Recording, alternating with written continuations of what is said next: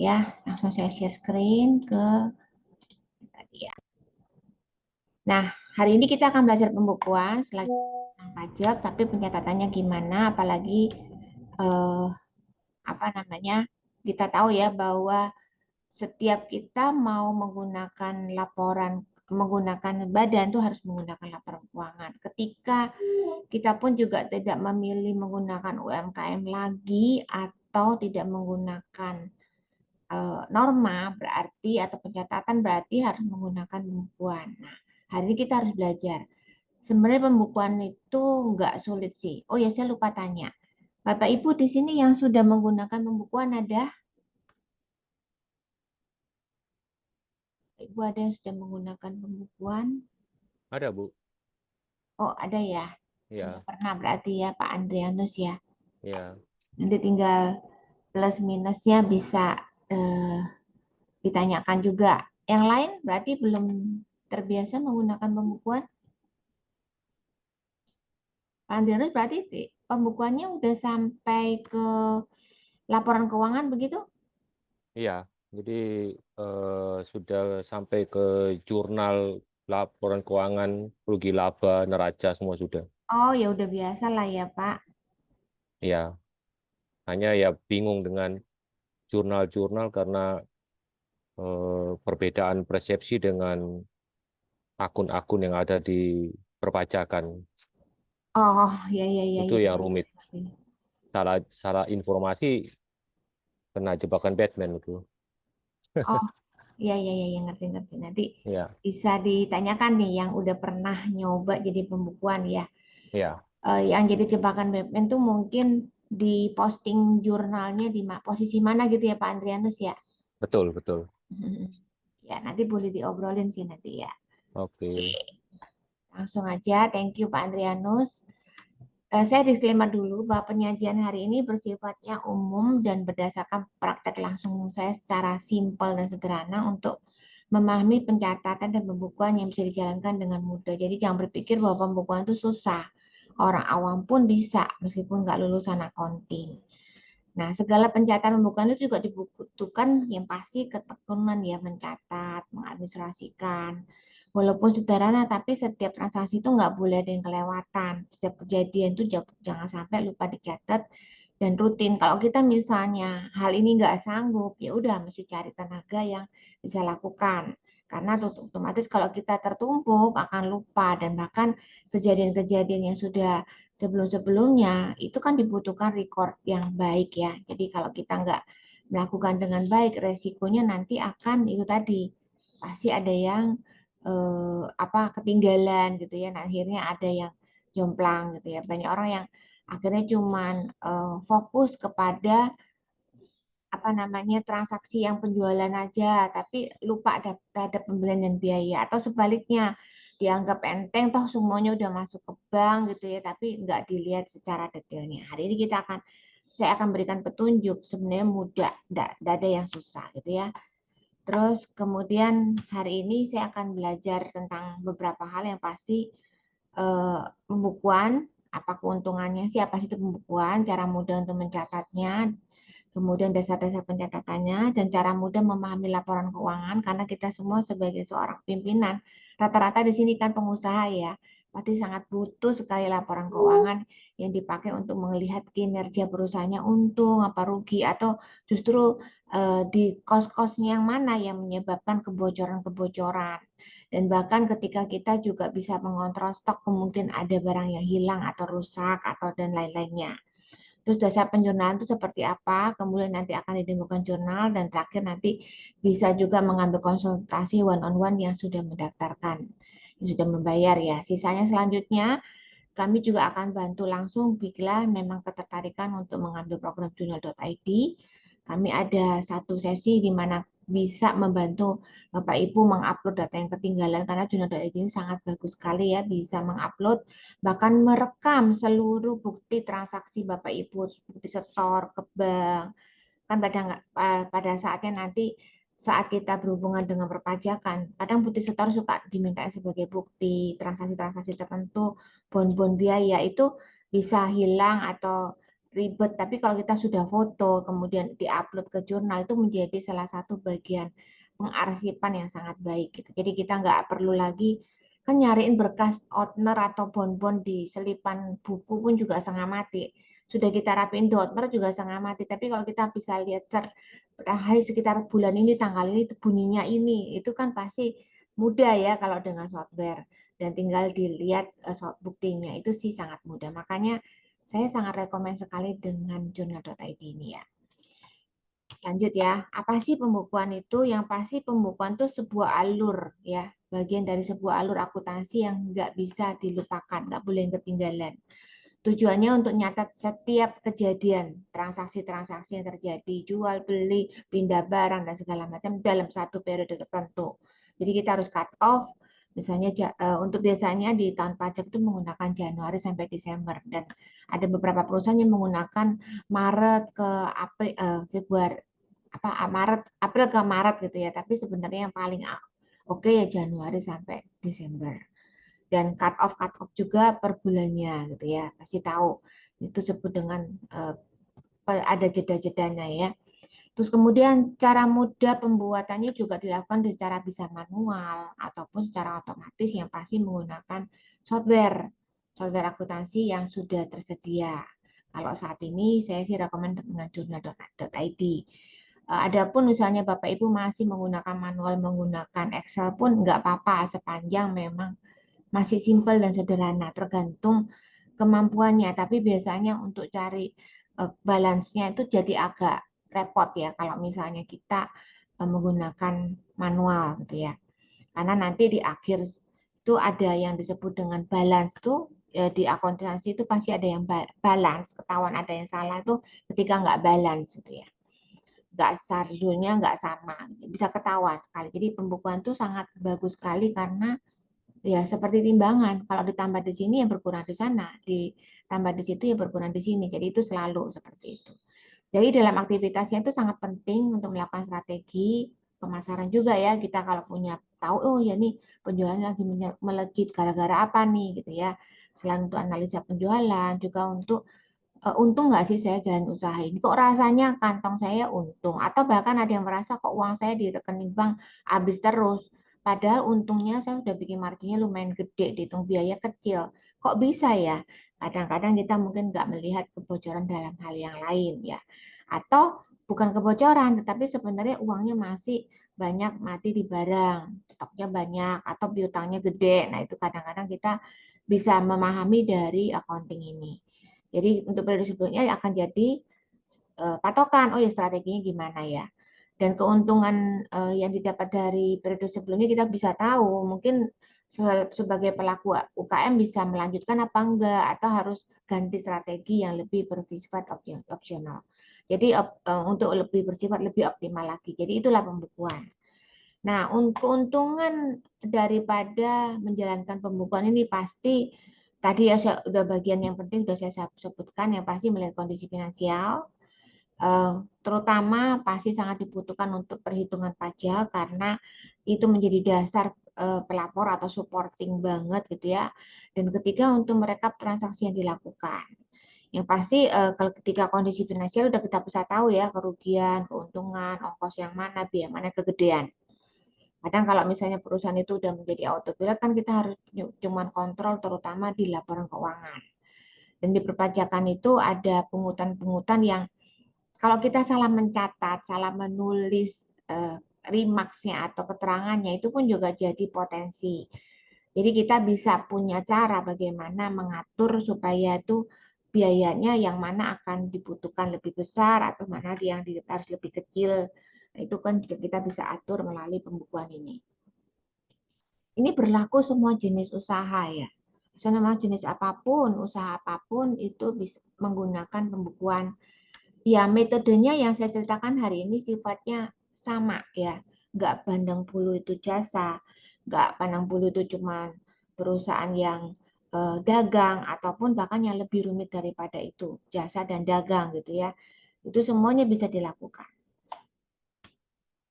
Yang pasti kita bisa merekap dengan baik semua transaksi itu tercatat dan tergambarkan melalui pembukuan. Nah, cara mudahnya itu Yang pertama, simpel aja. Pokoknya nyatet dulu uang masuknya dan uang keluarnya. Gampang kan? Uang masuk dan uang keluar. Kadang-kadang kita sudah menggunakan bank center. Kenapa saya disebut bank center? Kalau kita misalnya setiap kali penjualan harus masuk rekening bank, nggak perlu dipotong-potong dulu. Contoh seseorang punya resto, kebanyakan orang kan bisa bayar cash. Nah, kalau kita harus menerapkan setiap penjualan harus disetor ke bank. Sekalipun hari itu butuh petty cash, nggak boleh sama sekali diambil, harus disetor ke bank. Kita juga harus saklek supaya itu menjadi sistem yang baik gitu ya. Ketika kita nggak di tempat dan kita lihat dari POS penjualannya nggak sama dengan uang yang di banknya, itu bisa jadi salah satu kontrolnya gitu ya. Demikian juga ya bank terbaik ya sebagai pencatatan dan itu yang dipercayai oleh pajak. Jadi dia lebih mempercayai uang yang masuk dan keluarnya di bank karena itu kan kejadian yang akan diperiksa 5 tahun ke belakang ya sudah terekam di kantor pajak nggak bisa dirubah. Tapi kalau di kas kan bisa diotak-atik maka dia nggak percaya dengan kas atau yang transaksi sifatnya tunai. Nah, biasanya uang masuk dari mana? Ya pasti kalau nggak dari penjualan atau orang itu penjualannya masih sistemnya diutangin ke orang atau piutang, nanti dia lunasi itu namanya ya uang masuk dari penjualan baik tunai maupun dari orang yang piutang. Ada juga kita uang masuk dari sumber karena kita store modal atau karena hutang pemegang saham, hutang lain-lain yang memang butuh uang masuk. Sebenarnya uang masuk cuma dasarnya itu, nggak ada yang lain jenisnya. Uang keluar jarang sih ada yang lain maksudnya ya. Uang keluar biasanya cuma beli barang, belanja gitu ya, pembelian atau bayar utang atau bahkan keluar untuk biaya. 3 hal ini doang. Jadi ya kelihatan uang masuk dan uang keluar selama kita catat di buku kas atau buku banknya pasti akan mudah terrecord. Just cuman itu aja sudah cukup sebenarnya. Itu udah menjalankan namanya pencatatan. Baru pencatatan ya, belum pembukuan. Karena pembukuan itu setelah di jurnal gitu ya. Kemudian mencatat juga barang masuknya, apalagi kalau dagang yang sifatnya bisa dihitung ya, yang bisa dihitung contohnya jumlah barangnya kelihatan kalau ada 5 biji ya 5 biji, apalagi jumlahnya yang apa hasilnya jumlah yang kuantiti besar misalnya 1 gross gitu isi barang kan kita simpennya dalam bentuk gross-grossan 1 bal 2 bal, nah itu selama bisa dihitung ya kita harus catat. Yang nggak bisa dihitung apa? Contohnya kayak grocery gitu ya, misalnya orang jual misalnya bar gitu, bar minuman. Yang dipakai minumnya baru 1 seloki gitu ya, kan biasanya kalau dicampur-campur dari jadi minuman apa gitu kan, itu kan nggak bisa diukur. Nah itu susah. Nah paling kontrolnya ya botolnya gitu ya, tapi nggak bisa kontrol jumlah berapa liternya. Kalaupun mau dirumusin apakah ini habis nggak habis ya bisa, itu ada sistem di POS biasanya. Kemudian kita harus kontrol yang pasti barang masuknya. Terus kalau misalnya ada orang kalau dagang ada yang bisa dikembalin atau diretur, itu juga harus dicatat. Barang keluarnya juga sama, karena transaksi penjualan dijual atau karena retur pembelian kita batal beli kita balikin atau karena barang rusak. Dan itu semua akan berdasarkan dengan invoice yang kita buat. Ada invoice penjualan, kalau pembelian itu ya ada catatan buku pembelian namanya. Pokoknya dasarnya 2 itu aja, kalau memang ada transaksi barang masuk. Kemudian gunakan sistem ya, pasti kalau misalnya penjualan bisa menggunakan namanya POS, yang biasanya kalau saya kerjasama dengan journal.id yang kami pakai, itu bisa synchronize. Kita bisa contohnya dengan Mocha, ada beberapa sistem yang bisa sinkronis. Jadi pastikan kita juga bisa punya, kalau misalnya transaksi 1 hari bisa orang makan di tempat restoran itu sudah sampai 10-20 orang, nggak mungkin manual lagi gitu ya. Kita harus menggunakan POS. Kalau misalnya hanya kemarin juga ada ketemu dengan seseorang yang kerjanya cuman bikin apa wisata dalam bentuk kapal gitu ke daerah Labuan Bajo, dia punya kapal wisata. Sebulan paling berapa sih? Paling banter juga 20 transaksi, bahkan jarang ya, karena kan nggak mungkin everyday itu beroperasi. Itu sebaiknya ya bisa sih menggunakan manual, tapi cukup menggunakan journal.id, nggak perlu pakai POS, sudah cukup juga. Demikian juga akuntansinya. Nah, akuntansinya itu hanya mencatat uang masuk dan uang keluar, uang masuknya dari penjualan, penjualan dicatat, pembelian dicatat, uang masuknya dari pelunasan utang, piutang, kemudian bayar utang sama keluarin biaya. Sudah selesai. Itu sudah masuk di dalam sistem jurnal, sudah jadi laporan keuangan. Sesimpel itu kan? Kadang kok pikirnya rumit amat. Enggak ada yang rumit ya Bapak Ibu. Pastikan kalau sudah baca dari saya, pasti jadi lebih mudah. Oke, saya langsung share lagi yang itu ya, Excel-nya ya. Oke. Nah, Bapak Ibu, tadi kita tahu ya ada yang namanya pencatatan ya. Pencatatan itu, dasar pencatatan yang pertama yang pasti dimulai dengan, biasanya mulai dari usaha itu dari penjualan dulu sih. Kita punya buku penjualan dulu.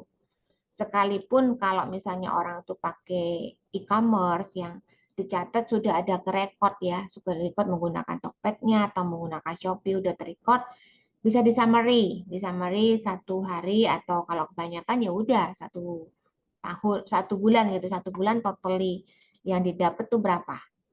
Kita tulis dari mana barangnya apa, bila perlu kalau mau detail, kalau nggak mau detail totalannya aja.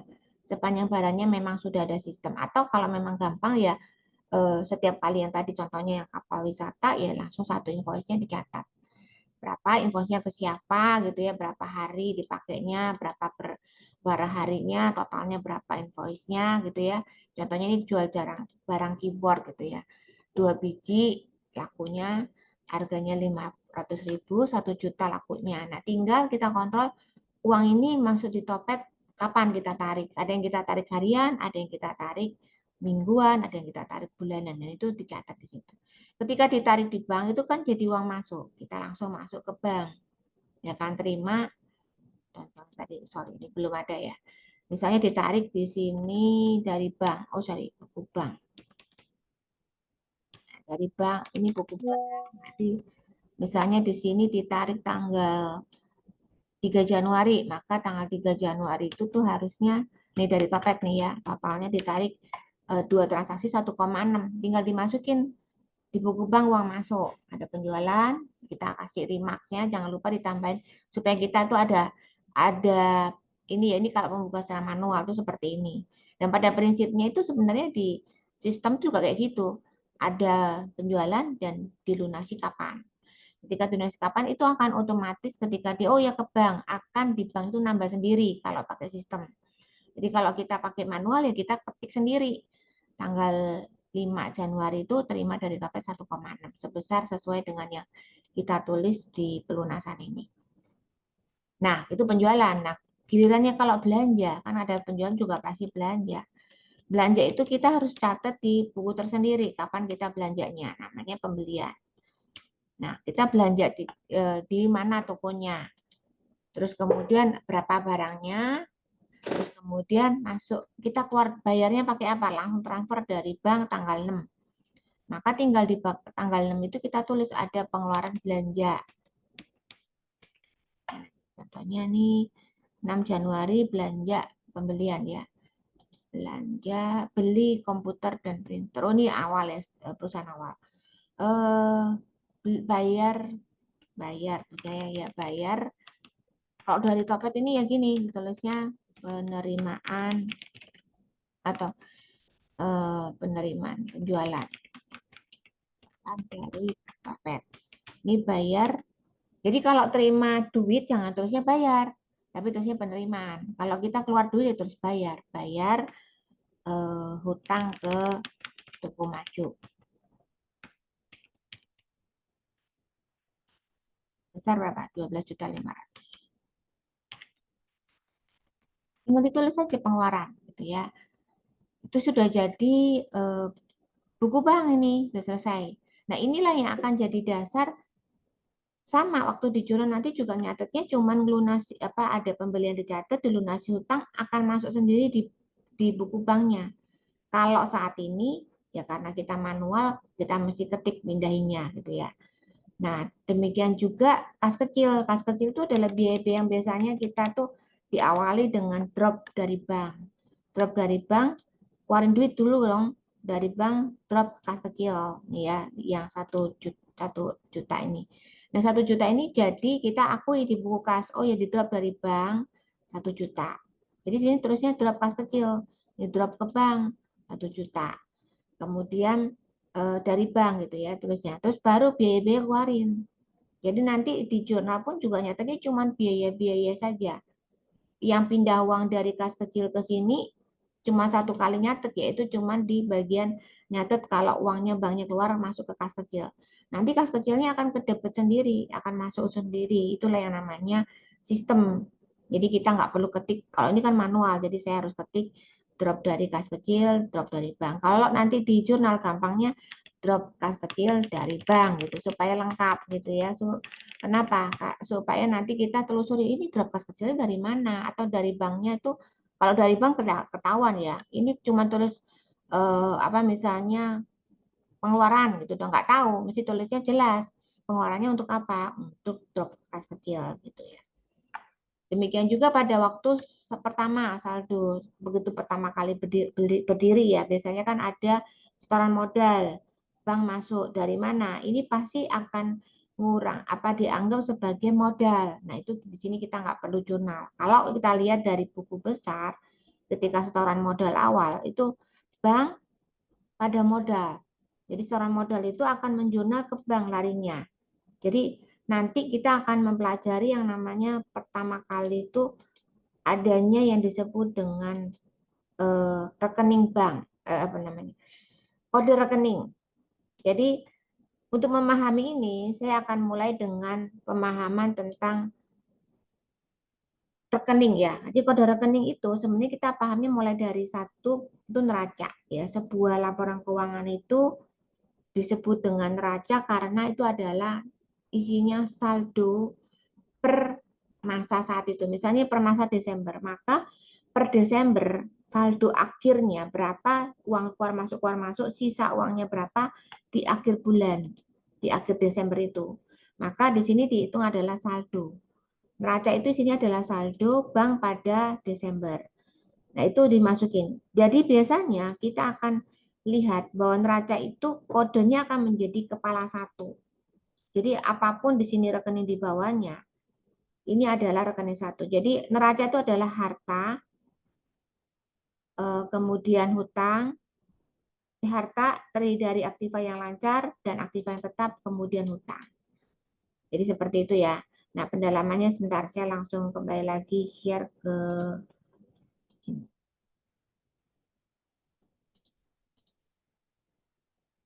cara mudah untuk memahami laporan keuangan.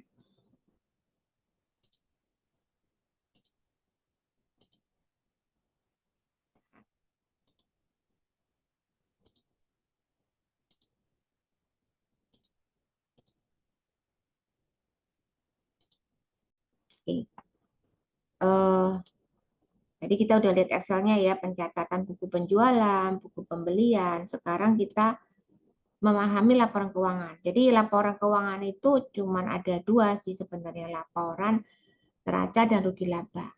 Akruskas ini agak kelas berat sih sebenarnya untuk memahaminya. Sebenarnya untuk cuma tahu larinya uang kemana, gitu. Tujuannya itu. Tapi untuk sederhananya saya sih lebih suka cukup dengan neraca dan rugi laba.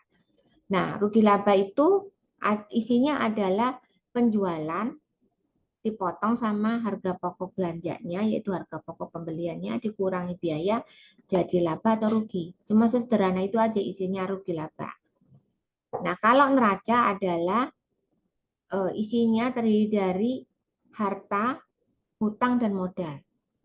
Nah, kalau laporan keuangan untuk laba rugi ini, per periode itu isinya adalah seluruh akumulasi angka yang terjadi tanggal 1 Januari, tanggal 2 sampai 30 menjadi angka yang terbit di laporan keuangan. Di rugi laba, transaksi yang diakumulasi tanggal 1 sampai 30 periode Januari misalnya. Kalau periode 1 Januari sampai 30 Desember berarti total transaksi Januari berapa, Februari berapa, Maret berapa sampai Desember itu merupakan namanya kumpulan akumulasi sehingga disebut dengan laporan keuangan 1 tahun. Jadi sebenarnya isinya adalah total transaksi yang terjadi dalam periode tertentu. Kalau neraca isinya adalah saldo per akhir periode tertentu. Jadi itu perbedaannya. Kalau arus kas terdiri dari uang keluar masuk, uangnya kemana-kemana itu kebaca. Tapi ini kalau sudah punya sistem itu tinggal di print, jadi nggak usah nyari. Tapi ini kalau secara manual susah banget bikinnya, susah banget. Jadi saya nggak jelaskan ya. Nah, untuk laporan keuangan tadi neraca, kembali lagi, ada aktiva merupakan harta, ada pasiva merupakan hutang dan modal. Jadi prinsipnya namanya balance sheet kalau bahasa Inggrisnya. Disebut balance apa? Yang apa namanya, angkanya itu balance. Kalau di aktiva segini, pasiva tambah modal, pasivanya yaitu hutang tambah modal harus sama. Kalau nggak sama ya udah pasti ada yang salah gitu ya. Kalau secara manual cara bikinnya, maka total aktiva akan sama dengan pasiva. Itu konsep daripada neraca. Dan isinya tadi saldo akhir per periode. Periode apa transaksi nggak tahu berapa banyak, pokoknya saldo saat itu di akhir 31 Desember itu berapa. Jadi isinya saldo akhir, dan saldo akhir Desember ini akan menjadi saldo awal Januari 2024. Begitu ya, jadi selalu akhir jadi awal di berikutnya. Jadi kita hafalin cuman kode 1, kode 2, kode 3, nanti pun juga akan terbiasa. Kalau nyari aktiva di kode 1, kalau nyari pasiva di kode 2, kalau ini kode 3. Jadi nanti penomoran rekening itu di situ.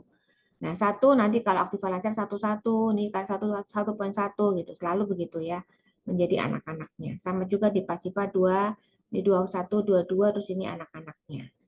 Jadi seperti itu cara pembuatan kode rekening. Jadi pencatatan laporan keuangan itu didasari kode rekening. Dasar yang paling utama kode rekening. Nah, kalau rugi laba, ya penjualan jadi kode 4, HPP biasanya kode 5, HPP itu dari harga pokok penjualan yang didapat dari persediaan awal, ditambah pembelian, ditambah dikurangi retur, ditambah dikurangi lagi saldo akhir barang menjadi harga pokok. Kemudian ada beban dan pendapatan lain-lain, baru ada taksiran pajak sehingga menjadi net bersih.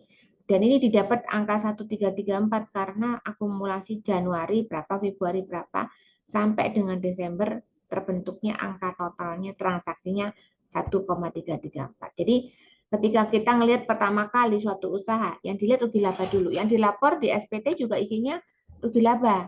Yang akan dibawa di bagian ikhtisar laporan keuangan, terus kemudian lari ke Rumawi 2 dan segala macam di laporan badan itu, yang akan dibawa ya rugi laba ini gitu ya. Makanya itu menjadi hal yang paling penting. Kalau soal neraca nggak terlalu dilapor, hanya di ikhtisar aja, tetapi yang pasti memastikan neracanya nggak ngaco. Apalagi ada kemarin yang saya handle itu saldo awal tahun ini, saldo awal untuk laba tahun yang awal ini itu tidak sama dengan akumulasi saldo yang tahun lalu. Nah, itu akan menjadi masalah.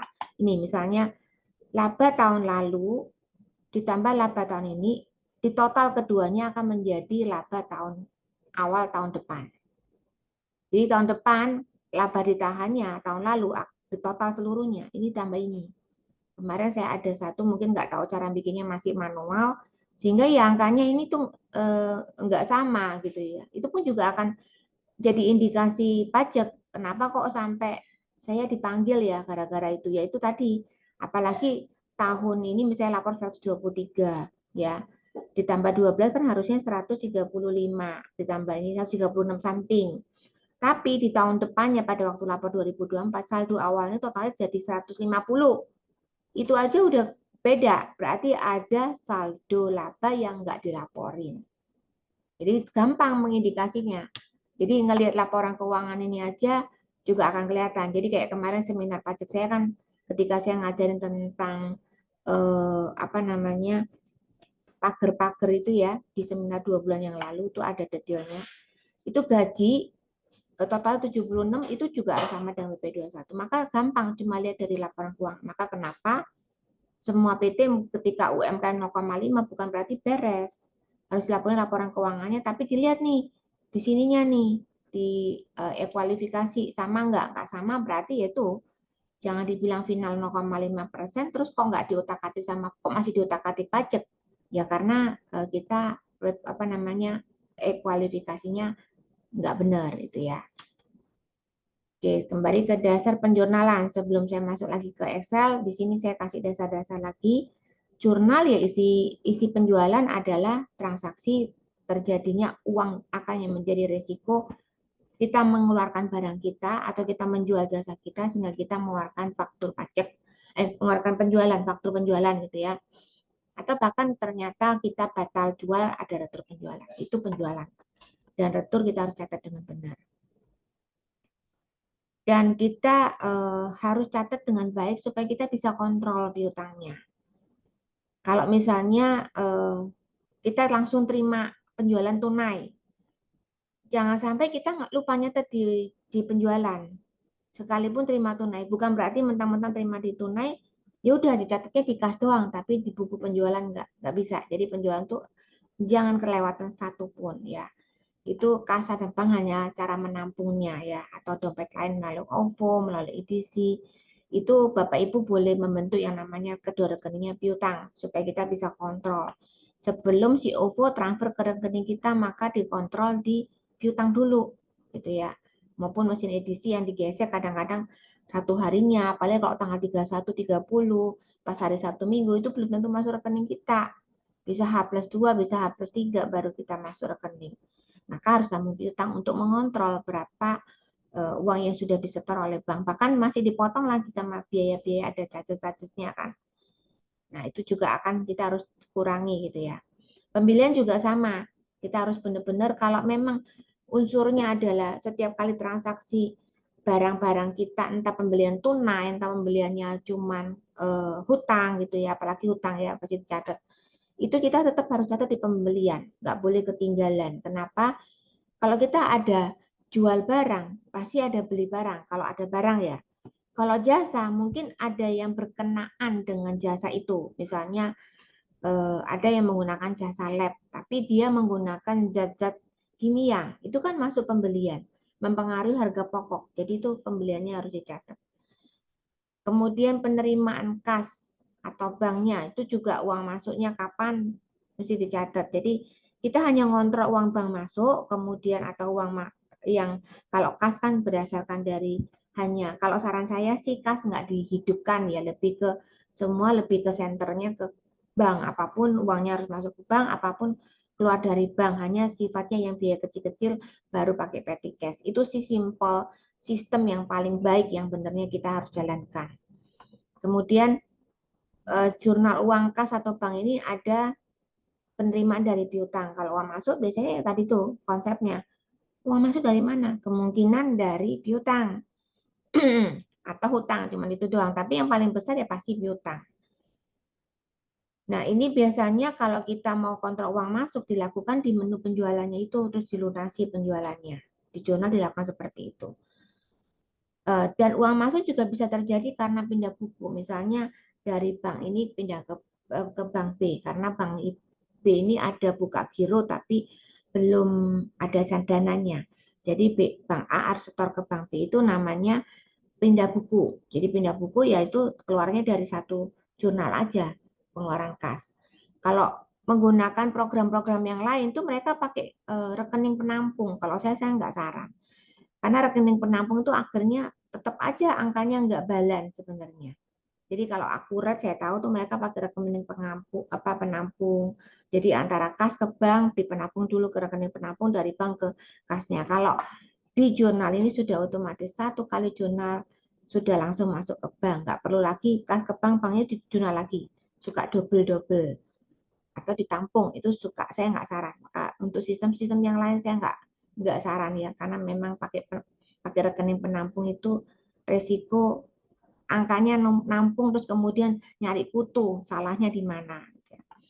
Nah, pengeluaran kas juga biasanya lebih ke biaya atau bayar hutang gitu. Kalau bank biasanya kita kan bayar hutang kita, kalau dan itu pun juga kalau di pengeluarannya otomatis kita kalau di penjualan cukup melunasi pembelian itu. Seperti tadi yang di buku saya bikin Excel, lunasinya ya di bagian itu, di bagian pembelian supaya kita punya catatan. Nah, baru nanti di buku banknya kita keluarkan uangnya. Jadi kalaupun ternyata nggak pakai buku penjualan atau pembelian, nggak apa-apa. Yang penting buku banknya juga tercatat dengan rapi, itu bayar punyanya siapa. Itu otomatis bisa sih kita jurnal dengan baik tahu.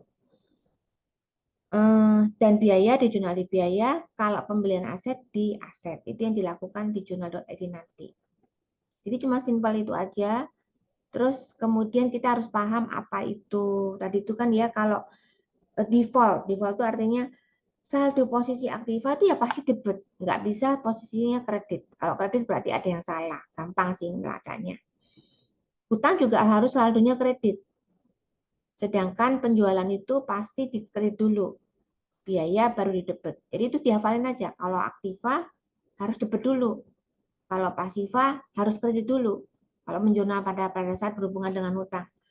Nah, kalau misalnya berhubungan dengan penjualan, pasti yang di rekening penjualan itu kredit. Rekening penjualan itu hanya menjadi debit karena retur penjualan. Sama juga pembelian itu selalu di debit. Kenapa kita kredit? Karena itu retur pembelian. Jadi itu doang sih. Jadi hafalinnya debit kredit, kalau ini kredit debit kebalikannya gitu ya. Jadi kalau kita lihat dasar penjualannya, contohnya penjualan kita ada jual barang gitu ya senilai 5 juta. Maka dia akan kita kalau di jurnal tinggal input di penjualan aja. Tinggal uangnya itu lunas langsung atau nggak lunas. Jadi kalau biasanya di sistem itu penjualan itu langsung lari ke piutang, nggak ke kas bank. Nah, ketika uang itu mau dilunasi, maka uang itu akan di jurnal balik lagi dari piutang, piutangnya dilunasi, jadi kan dikredit balik ya. Di sini debit, dikredit balik, maka uangnya masuk ke kas bank. Nah, kalau pembelian, balikannya selalu di debit 3 juta dulu, dan ini baru keluar, biasanya langsung otomatis ke hutang. Jadi sebenarnya nanti kalau di sistem, itu nggak perlu bikin kayak gini lagi, karena bentuk jurnal ini akan otomatis. Bisa nanti pada waktu Harry akan berikan share, ditunjukin tuh bentuk jurnalnya. Nah, jurnal itu otomatis kebentuk kalau pakai sistem. Nggak perlu ngafalin kayak saya, ini kan pelajaran accounting ya. Tapi kadang-kadang perlu tahu lah konsepnya juga ya. Nah, pembelian juga sama selalu di debit. Jadi kita cuma jurnal di pembeliannya tok. Nanti akan ke kredit di hutang. Nah, sama juga ketika hutangnya itu, oh ternyata dia langsung pakai cash. Ya udah tinggal hutangnya langsung dilunasi waktu uang keluar dari kas. Kalau dia dari bank ya rekening dari bank. Jadi apapun terjadi harus kerekam di penjualan pembelian baru dilunasi gitu ya. Itu harus seperti itu transaksinya. Supaya juga keukur. Jadi karena kenapa begitu? Sistem yang dilakukan jurnal seperti itu memang karena sistem accounting memang akan kayak gitu. Jadi alur yang dikerjakan oleh program jurnal.id ya memang sesuai dengan cara penjurnalan secara manual pun sama gitu ya. Kemudian eh, apa namanya uang keluar juga bisa dari biaya tadi, biaya gaji, biaya sewa, baru keluar dari kas atau bank. Sisanya adalah adjustment. Kalau retur kan kebalikannya kan, retur penjualannya tadinya oh sorry, ini kebalik ya, retur penjualan itu di posisi kredit karena kebalikannya dari sorry benar. Kalau penjualan kan di kredit maka returnya di debit. Kalau pembelian itu di debit maka returnya di kredit. Kalau uang muka, orangnya belum penjualannya itu belum diterbitkan fakturnya, belum bikin invoice, tapi dia udah bayar duluan. Kita harus tampung di uang muka penjualan. Tapi jangan lupa pada waktu pelunasan itu tuh nanti ada sebagian masuk ke kas, sebagian kita balikin uang mukanya kita lunasi gitu, kita ulang, kita debit balik gitu. Karena kan uang muka penjualan itu kita sebenarnya posisinya masih di hutang, belum belum uang kita gitu. Walaupun uangnya masuk ke bank, tapi sebenarnya kita posisinya di hutang. Demikian juga pembelian.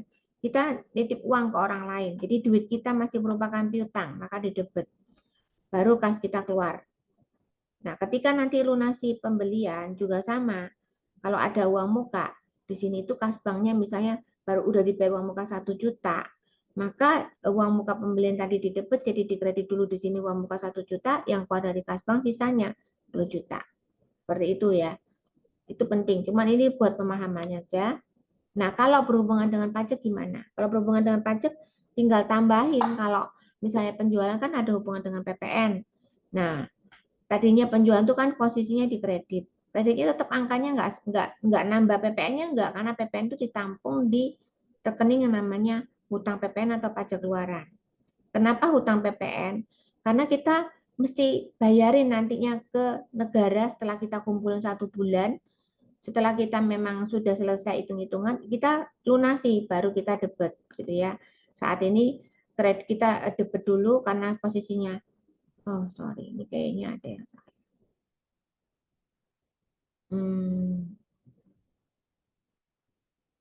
Ya, ini salah posisi aja. Maaf ya, ini salah posisi. Nah, kalau Anda ngerti accounting, pasti ketahuan ini ada yang salah. Gitu. Karena nggak balance nantinya jadinya secara accounting. Karena kan namanya jurnal itu di debit dan kredit harus angkanya sama gitu ya. Kalau di debitnya 550, ini total juga 550. Kemudian pembelian. Ini oh nilai lari sebenarnya nggak salah. Ini cuma nilai lari aja. Oke. Jadi nanti kalau pembelian juga sama, ada bisa ditampung di piutang dulu, atau kalau kita yakin setiap kali antara pajak keluaran dipotong pajak masukan itu selalu ada pajak keluaran yang dibayar, pajak masukan pun di debitnya di pajak hutang PPN pun boleh. Tapi kalau mau hutang PPN dan hutang PPN ini ditampung pajak keluaran sendiri pajak masukan boleh, tapi nanti harus di cross. Kalau saya sih suka ditampung jadi satu, tapi biasanya kalau di jurnal itu akan nampung sendiri-sendiri baru di cross di akhir bulan. Nah, kalau PPh 23, kita kan pasti bayar ketika memungut pihak orang lain. Kita pakai jasa orang lain, kita pakai mengeluarkan biaya untuk jasa-jasa. Nah, ini yang tadi Pak Andrianus kok saya kok jadi kena. Mungkin karena misalnya bayar jasa siapa, tapi kita nggak bayar PPh 23, nah itu akan kena. Itu yang disebut dengan potensi pajak. Bayar apa namanya? sewa mobil lagi. Sewa mobil itu kan kita harus pungut juga PP 23 15%, bukan 2% lagi. Jadi itu pun juga harus kita pungut gitu ya. Jadi otomatis pastikan apa namanya biaya jasa ini yang benar gitu ya. Kalau forecast-nya karena kita kan memungut, ingat ya, PPh itu sebenarnya hanya bayar pajak penghasilan atas keuntungan kita, laba atau rugi, atau bahkan cuma menggunakan UMKM dikali 0,5% dikali omset final. Nggak ada PPh yang lain yang kita bayar. Kenapa kita bayar? Kita bantuin bayar sebenarnya. Bukan kita itu yang nanggung. Karena apa? Contohnya kita pakai jasa seseorang, misalnya jasa tambal ban gitu ya. Sekarang pun perbaikan mobil pun PPh 23-nya suka diminta gitu. Yaitu kita bikin jasa bayar tambal ban 3 juta, walaupun angkanya nggak mungkin segitu. Anggap 3 juta. Jangan lupa waktu bayar dia, itu kita potong 2%, yaitu 60.000. Dan kita bayarkan dari rekening ke dia itu 2,940. 60.000-nya kemana? Bukan keuntungan kita, tapi titip. Maka di situ disebut dengan hutang PPh 23. Kita utang, karena kan transaksi yang terjadi saat kita mungut adalah saat kita melunasi seseorang. Akhirnya di bulan berikutnya kita punya kewajiban uang titipan itu kita bayarkan ke kas negara. Demikian juga piutang kita ketika kita dipungut, kita terima duitnya tidak utuh, kita punya apa namanya, ini salah nih. Ini sebenarnya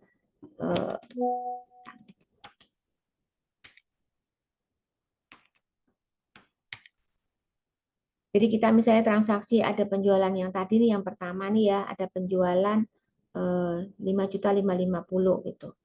Tapi ternyata kita tuh kerjanya jualannya jasa, kita dipotong 2%.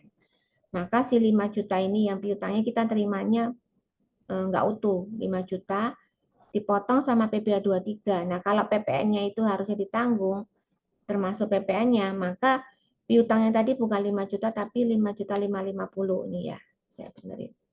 Kalau termasuk PPN, jadi ini 5.550. Karena termasuk PPN-nya dia harus bayar. Lunasin 5.550 kan piutangnya. Dilunasi 550 bulat. Tapi waktu terima di bank adalah 5 juta dipotong 100.000 ditambah 550. Jadi totalnya adalah 5 juta 450. 5 juta 450. Gitu ya. Kenapa 450? Karena tadi itu 100 ribunya sama dipotong sama dia, titip dia bayarin PPh 23. PPh 23 ini kan nanti akan dikompensasi di akhir tahun pada waktu ngitung laba rugi. Ya. Nah, itu penjurnalan PPh 23. Kalau penjurnalan PPh 21 berhubungan dengan jasa orang pribadi. Kalau ini kan jasa badan. Ini jasa orang pribadi ataupun gaji karyawan kita. Bahkan biaya yang lain yang kena pasal 2, enggak hanya 21, tapi PPh pasal ini pasal 4 itu DP 23, memungut DP 21, memungut pasal 4T2. Sebenarnya itu bukan kita bayarin beban kita. Kalau kita itu misalnya nyewa ruko kita, jangan lupa dipotong 10%. Demikian juga kita gaji karyawan kita, jangan lupa dipotong. Kalau kita sudah potong, otomatis itu akan sudah apa namanya, potongan ini adalah tanggungannya si orang ini yang terima gaji gitu. Jadi sebenarnya bukan perusahaan ini yang menanggung. Kalau kita sudah komit sama setiap pegawai, gaji kamu tak potong pajak lo ya. Jadi otomatis apapun yang terjadi itu kita potong. Jadi itu sebenarnya tanggungan dari orang yang kita gaji. Jadi makanya ketika terima gaji biaya tetap 18. Tapi karena total misalnya ada berapa karyawan, gaji MPP 21 itu dihitung 1 juta, maka yang kita keluar dari bank 17. 1 jutanya itu titip. Nanti dimasukin di hutang PP 21, baru tadi itu kan sudah kan, kita kan sudah utang semua ya, utangan orang yang PP 23 yang kita pungut, PP 21 yang kita pungut, mungkin pasal 4 yang kita pungut, itu kan masih utang. Di bulan berikutnya sebelum tanggal 10 kita mulai lapor sampai tanggal 10 kita udah mesti bikin e-billingnya kita bayar. Nah itu keluarlah yang total-totalnya itu mungkin ada tadi tuh 100.000, ada 600.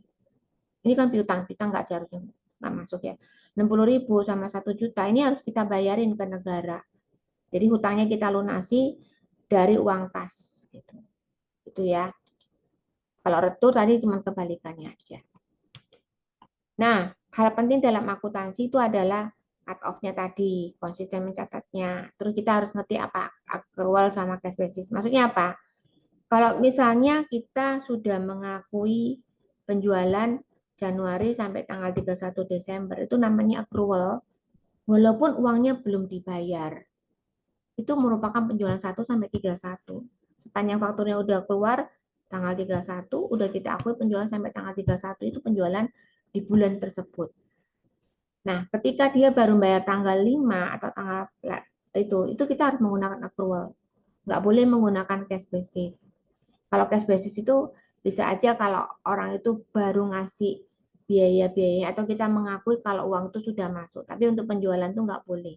Harus menggunakan accrual. Cash basis itu tergantung dari uang yang masuk beneran, yang keluar beneran itu baru namanya cash basis.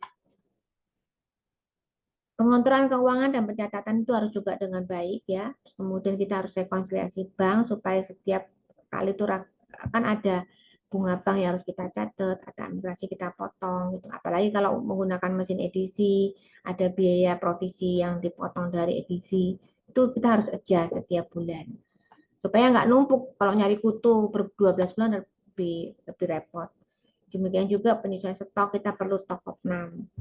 Kemudian juga dalam menguraikan keterangan. Nah, menguraikan keterangan ini penting sekali nih.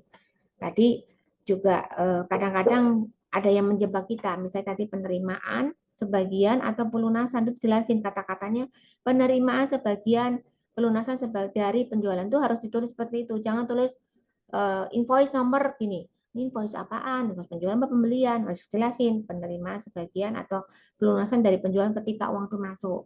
Dari atau pelunasan dari piutang dari invoice nomor berapa, kemudian namanya siapa. Lebih bagus dijelaskan nomor invoice dan nama. Jadi ketika di print buku besarnya itu, dicek buku besarnya itu gampang menelusurinya, ada keterangan yang menjelaskan. Walaupun secara kita tinggal klik itu bisa kelihatan, tetapi sebenarnya lebih bagus tercatat dengan baik. Karena kalau apalagi pencatatannya masih manual, kata-katanya harus lengkap. Jangan sampai kata-katanya itu sebenarnya penerimaan penjualan, tapi nulisnya pembayaran penjualan dari, nah penjualan kok bayar gitu ya, padahal kan terima duit. Gitu. Itu yang harus jangan salah masuk. Kalau misalnya bayar pembelian itu baru namanya pembayaran sebagian atau pelunasan kepada pembelian barang apa, barangnya dijelasin, nomor suppliernya berapa, nama supplier siapa, sama nomor invoice-nya. Kalau ngeluarin duit terus aja biaya gaji bulan siapa, biaya gajinya siapa, bulan berapa, biaya gaji, biaya bayar listrik bulan apa, beli alat tulis apa, beli keperluan itu semuanya tinggal keterangannya ya. Kemudian, nah ini sewa nih, banyak perusahaan yang kadang nggak bayar, nggak mungut TPA 23, nggak mungut itu. Kalau nggak mungut, kata-kata sewanya harus dihilangin. Kalau enggak ya sudah, ketika buku besar di print dikasih itu menjebak semua udah. Apalagi kita nggak potong pajaknya. Berarti kata-kata sewa itu juga sangat sangat sangat sensitif. Nah, kemudian hal penting yang lain, kan di sini kan kemarin sudah ada PMK 66 ya, bahwa kita itu bisa apa namanya, koreksi fiskal itu udah mulai bisa dihilangkan, mulai dikurangi. Tapi dengan syarat mencatat yang namanya di akhir tahun SPT tahunan itu melaporkan laporan normatifnya. Maka pencatatannya seperti ini, misalnya kita ada biaya perjamuan, terutama meeting-meeting ya.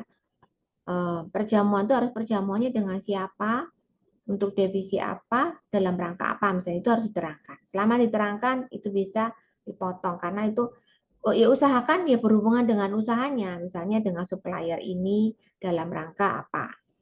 Itu pasti akan bisa dikredit apa, bisa mengurangi pajak. Demikian juga perjalanan dinas. Sekarang ini banyak perjalanan dinas yang jadi kena PPh 21 nambah di pimpinannya atau pegawainya. Nambah PPh 21. Untuk menghindari itu, perjalanan dinas ini harus dijelaskan. Perjalanan dinas siapa, dari tanggal berapa sampai berapa, untuk apa. Ya, selama itu dijelaskan, perjalanan dinas itu aman. Itu salah satu tipsnya ya. Ini untuk ini sudah selesai. Saya lanjutkan sebentar ke apa namanya, ke rugi laba lagi. Tadi ya, kode 1, 2, 3, 4. Kalau rupiah, kalau laporan keuangan nih 4, 5, 6. Nah, terus kemudian, nah jurnal pajak tadi sudah saya jelaskan. Oke, saya stop sampai ini. Ada pertanyaan dikit, habis ini akan dilanjutkan oleh Heri ya. Ada yang mau ditanyakan? Ada chat nggak? Oke, saya cek.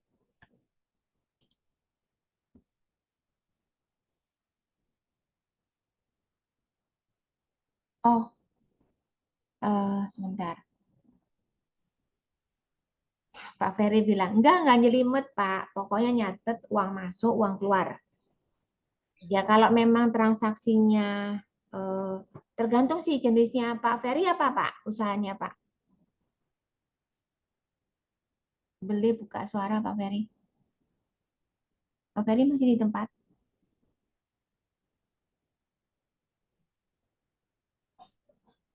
Oke, nggak ada ya. Sebenarnya nggak jelimet ya. Pemotongan pasal 23 sekarang berapa persen ya? Atau masih 2% masih Bu Lina. Terus pokoknya badan usaha masih 2%, belum ada perubahan. Yang berbeda itu hanya jasa konstruksi saat ini.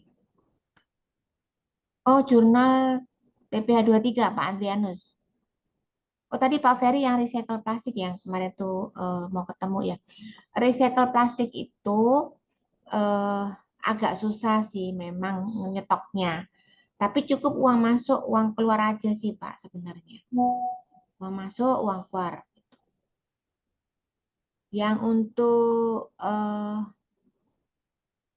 itu kejawab ya Pak Ferry. Pokoknya uang masuk, uang keluar aja. Penjualan, pembeliannya ditulis aja invoice nomor berapa. Ada rekap penjualannya. Yang penting kan rekap penjualan itu kan harus urut juga ya. Tanggal 1, nomor 1 invoice-nya, nomor 2. Dan kemudian nanti tinggal kita penerimaan uangnya, penerimaan penjualan invoice nomor berapa gitu ya. Terus Pak Andreas nanya jurnal PP23 tadi ada yang mau ditanyakan di bagian mananya Pak? Ya, Bu, saya jurnalnya saya langsung posisinya itu biaya PPh 23, terus biayanya kebetulan itu untuk ekspedisi jadi biaya PPh 23, terus biaya ekspedisi langsung saya pada kas atau bank. Kalau jurnalnya seperti itu bisa enggak, Bu? Bisa. Pada waktu terjadi pelunasan langsung dikurangi kan? Ya. Oh, enggak. Jadi pada waktu itu eh, fakturnya diterbitkan misalnya per tanggal 1 karena saya bicara dengan mereka untuk ekspedisi atau pengangkutan. Setiap tanggal 1 kita minta supaya fakturnya diterbitkan jadi 1 sehingga saya bayar jasanya dan saya langsung bayar PPh 23-nya. Jadi saya langsung jurnal jadi satu biaya PPh 23 terus biaya ekspedisi langsung pada banknya. Jadi maksud Bapak itu, coba ya saya gambarkan di sini. Bentar. Maksud Bapak itu, ini ya, PPh 3. Maksud Bapak tadi caranya itu adalah eh, Biaya biaya PPh-nya, ekspedisi, ya biaya ekspedisi, totalnya berapa misalnya 1 juta. ya 1 juta lah kira.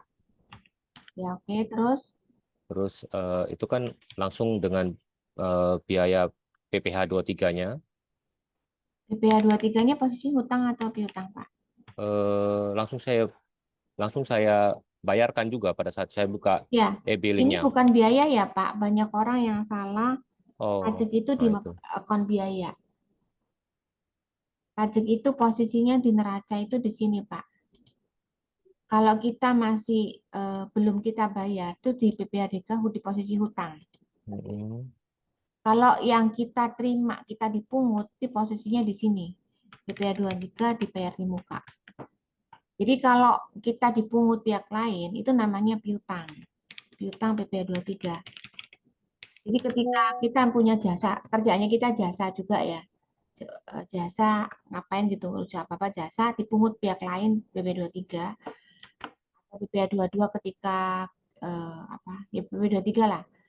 PPh 23 ketika kita dikenakan jasa itu jadi piutang. Tapi Hmm. ketika kita masih bayarin orang itu menjadi apa namanya hutang. Nah, posisi saya mau tanya, Bapak itu langsung keluarin artinya langsung setor ke negara gitu, langsung bikin e-billing. Langsung, Oh, langsung nah dua jadi persen 2% berarti biaya ekspedisinya ini Bapak keluarin langsung di sini 2% itu 200.000 bukan ya? 20.000, 2.000 ya. 20.000 bukan?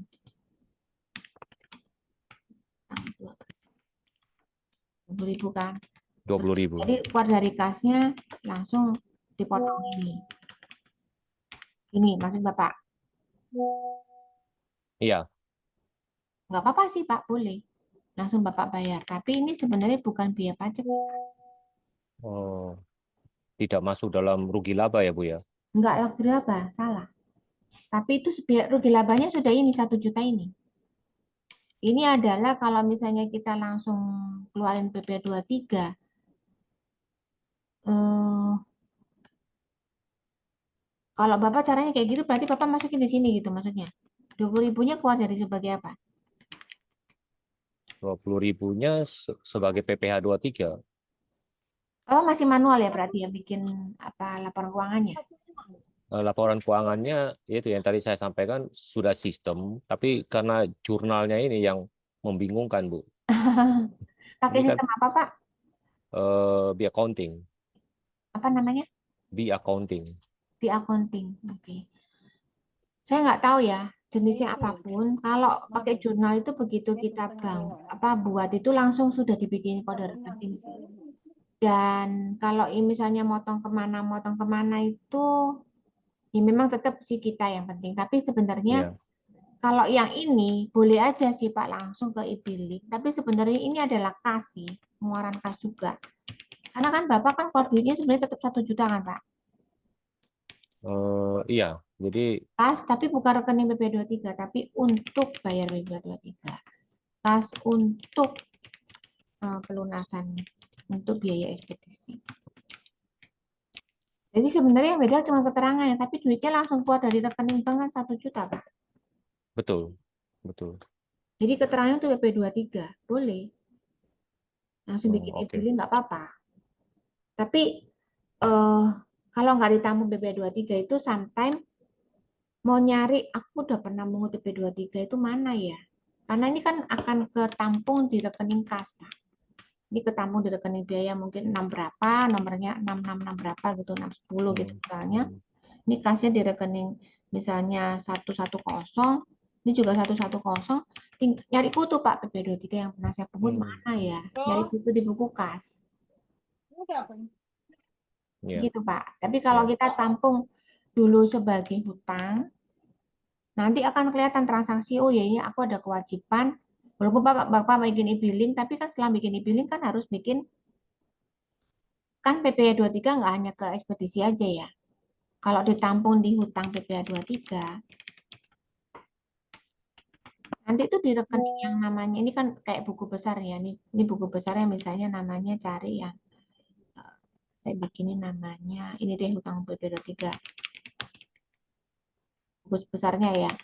Ditampung dulu ada kredit 20.000 gitu ya. Terus nanti ada lagi, ada bayar jasa orang lain lagi berapa? 10.000, 30.000. Terus nanti di akhir bulan dicek, kok ini aku ada motong 1, 2, 3, 4, 5. Berarti aku harus bayar nih. Baru pada saatnya, karena kan sebenarnya BPh 23 itu kan eh, baru kita bayar di tanggal 10 bulan berikutnya. Jadi Hmm. transaksi tanggal 1 sampai dengan 30 bulan Juni ini, kita harus bayar baru nanti maksimum tanggal 10 bulan Juli. Hmm. Pada waktu kita mau lapor SPT masa bareng-barengan total semua. Maka ditampung dulu, misalnya ada yang dipotong 10.000, ada 15.000, ada nggak tahu siapa aja kan kita nggak ingat. Pokoknya ditampung dulu, tinggal di akhir bulan si accounting yang ngecek atau bagian pajak yang ngecek.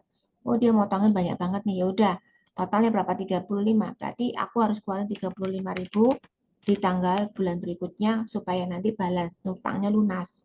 Maka ketika di neraca ini ada terjadi hutang misalnya, itu adalah kejadian yang transaksi Desember yang baru dibayarkan nanti tanggal 10 Januari. Demikian juga PP 21, demikian juga PP 25. Yang benar tuh selalu ditampung di hutang PP 23, hutang PP 21, hutang PP 25 yang dijurnal di dalam bulan tersebut secara akrual, baru dibayar secara akrual secara cash basis di bulan berikutnya saat transaksi ini terjadi, Hmm. uangnya keluar.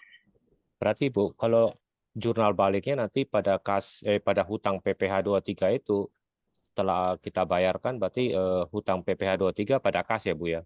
Betul, Iya, betul. iya. I Ini see. nih yang pada waktu bayar ini di bulan tanggal 10, misalnya kejadian tanggal 1 Juni, tanggal 2 Juni, terus ini tanggal 10 Juli pada waktu kita bayar, baru kita kurangi, sehingga uang ini akan balance antara kredit dan. Oke, ngerti Bu. Makasih Bu. Oke, ada yang mau ditanya lagi yang lain? Apa setiap Bu Pak Sandy ya? Bu Sandy ke Bapaknya. Bu, apa setiap pengeluaran uang harus ada buktinya? Sebaiknya sih, sebaiknya ada gitu. Terutama kayak nyetor ke bank, terus bukti apa ya, eh, sebenarnya ada kayak material nggak materialnya ya. Kalau misalnya jumlahnya puluhan juta itu kan pasti nggak mungkin nggak ada buktinya gitu. Setidaknya kalau misalnya ada belanja barang ya bukti pembelanjaannya. Karena itu nanti kan ada yang perlu di record barangkali di situ. Baiknya ada sih. Kalau jumlah cuman beli alat tulis, beli aqua, pada prinsipnya pada waktu diperiksa pajak, yang nggak butuh sih Pak, nggak diminta situ. Saya berkali-kali dari tahun, eh, saya handle ini dari tahun 2000 sampai hari ini kan saya pemeriksaan pajak hampir setiap tahun selalu ada. Nggak pernah tuh mintain bon-bonnya itu nggak pernah. Tapi Yang itu diminta ditulis ini ya, Bu. tadi, jurnal ini, buku besarnya di print. Tapi bisa diakui ya, Bu. Maksudnya sebagai pengeluaran. Kenapa Pak? Kenapa Bu Sandy? Tapi bisa ditulis sebagai beban atau mengurangi laba gitu. Bisa, boleh, Hmm, iya, iya. boleh. Kalau seperti ada pembeli minta ini potongan harga gitu, Bu, kadang. Tapi nggak mau ditulis di nota. Jadi harus bagaimana? Tetap Uangnya keluar dari mana? uangnya ya kita kasih tunai gitu. Jadi kita tulis bonnya seperti harga normal. Kemudian kita kasih gitu. Misalnya mungkin 50.000 apa gitu. Iya, sebenarnya kalau tergantung sih Ibu ya. Kalau misalnya ada potongan pembelian, kalau di sistem accounting sih sebaiknya dicatat ada potongan pembelian atau potongan penjualan. Tetapi kenapa kita perlu record nggak record tergantung jenis usahanya. Ibu Sandy apa sih Bu usahanya? Jual alat listrik. Alat listrik.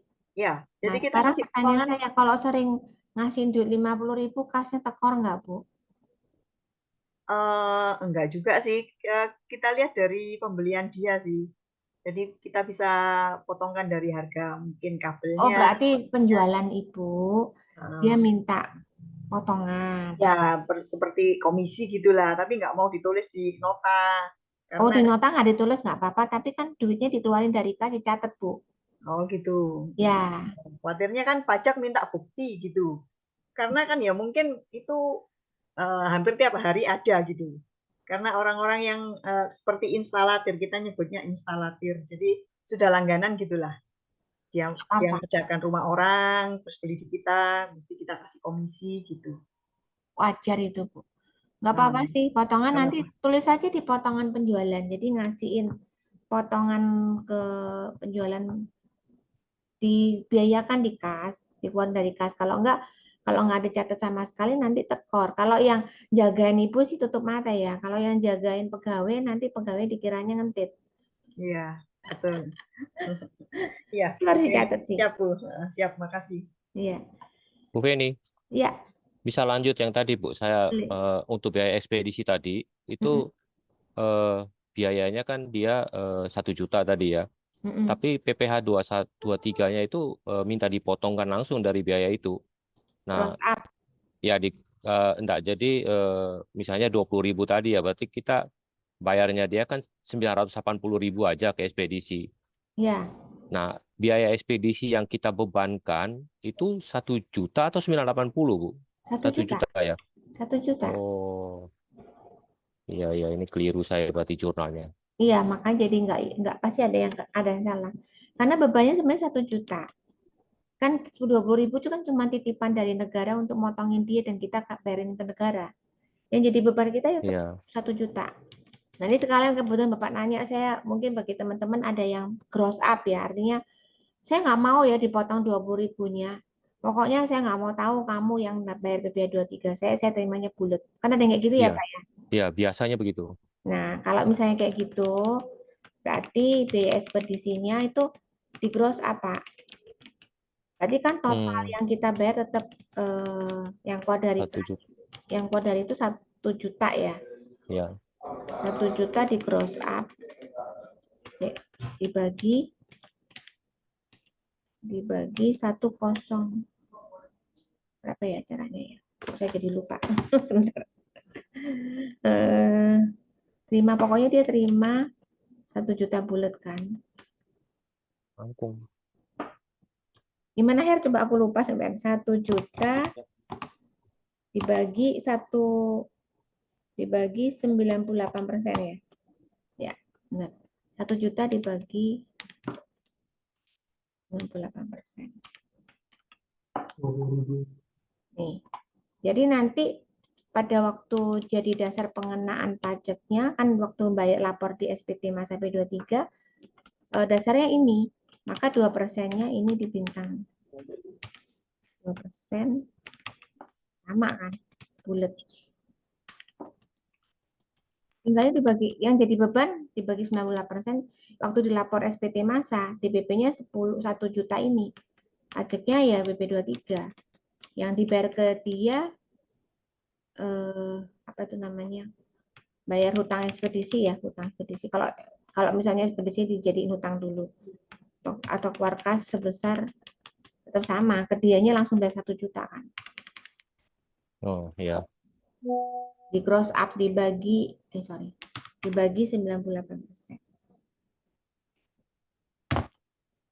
Ya. Oke, Ya. ada lagi. Kalau untuk sewa PPh 23 gedung atau sewa gedung juga sama, Bu ya, perilakunya ya. Oh ya sama, dibagi. Jadi kan dia terimanya 10%. dipotong 10% kan. Jadi dibagi 100, 110 berarti ya. Coba saya hitung ya. Tapi untuk WPOP yang menyewakan itu final udah, Bu ya. Final, final. Oh, Misalnya Bapak mau terimanya kalau Bapak sebagai pemiliknya toko rukonya, Bapak mau terima, saya nggak mau tahu ya, pokoknya kamu bayar saya utuh gitu. Jadi kan jadi biaya sewa dia itu adalah contohnya 10 juta. kan bulat kan 10 juta yang diterima. Tapi kan ini sebenarnya di lapor pajak termasuk pajak. Maka ini di gross up dibagi 110%. Karena kan pajaknya 10%. Kok dibagi dikali. Ditambah ya. Dibagi 90%, sorry. Ya. Maka PPh 2 pasal hutang, kalau saya selalu nabung di hutang pasal 4 ayat 2 sebesar ini bintang 10%. Ini kan Ya. pasal apa namanya, kasnya keluarnya bayar ke orangnya untuk kas atau banknya bayarnya 10 juta bulat. Tapi yang jadi beban ya termasuk PP ini kan ininya. Di total masuk. Kalau dia nggak dimasukin kan dia sewa 10 juta, pasal 42 1 juta, keluar dari kas 9 juta. Kalau nggak di gross up. Ya. Oke. Lanjut. Kadang ada pembeli, oh ya udah. Minta sumbangan 17 Agustus apa bisa mengurangi laba? Sumbangan itu nggak bisa ya. Biasanya kena koreksi fiskal sih, Bu. Kecuali Ibu pungut PP 21, tapi urusan begini kan nggak mungkin. Kalau saya nih, ini tipsnya nih. Yang justru meritil-meritil gitu, saya masukin di rumah tangga kantor. Kadang kan kayak nganggeplah urusin iuran deket rumah lah, apalah itu udah masukin rumah tangga kantor aja kalau kecil-kecil ya.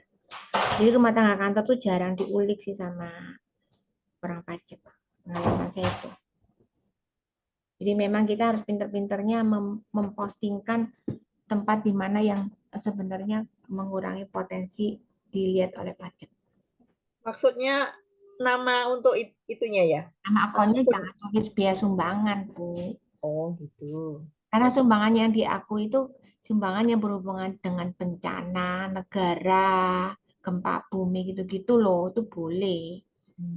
Oke, siap, Bu. Kalau masalahnya bukan ke sana, itu nggak diakui. Jadi dimasukkan apa tadi, Bu? Kantor. Rumah tangga kantor kan ngasih orang 17-an kan nggak seberapa duit, nggak juta-jutaan kan? Enggak, paling ratusan lah. Iya, udah rumah tangga kantor aja kan kayak beli teh, kopi jadi satu lah dari situ-situ. Itu sih trik saya sih biasanya. Ya, kan sama aja, Bu, itu kan mengurangi juga kan? Iya, itu kan diakui. Oke, ya, siap, Bu. Terima kasih. Ada lagi yang lain? Kalau enggak saya serahin ke Heri. Silakan Her, kamu lanjut untuk demo jurnal.id.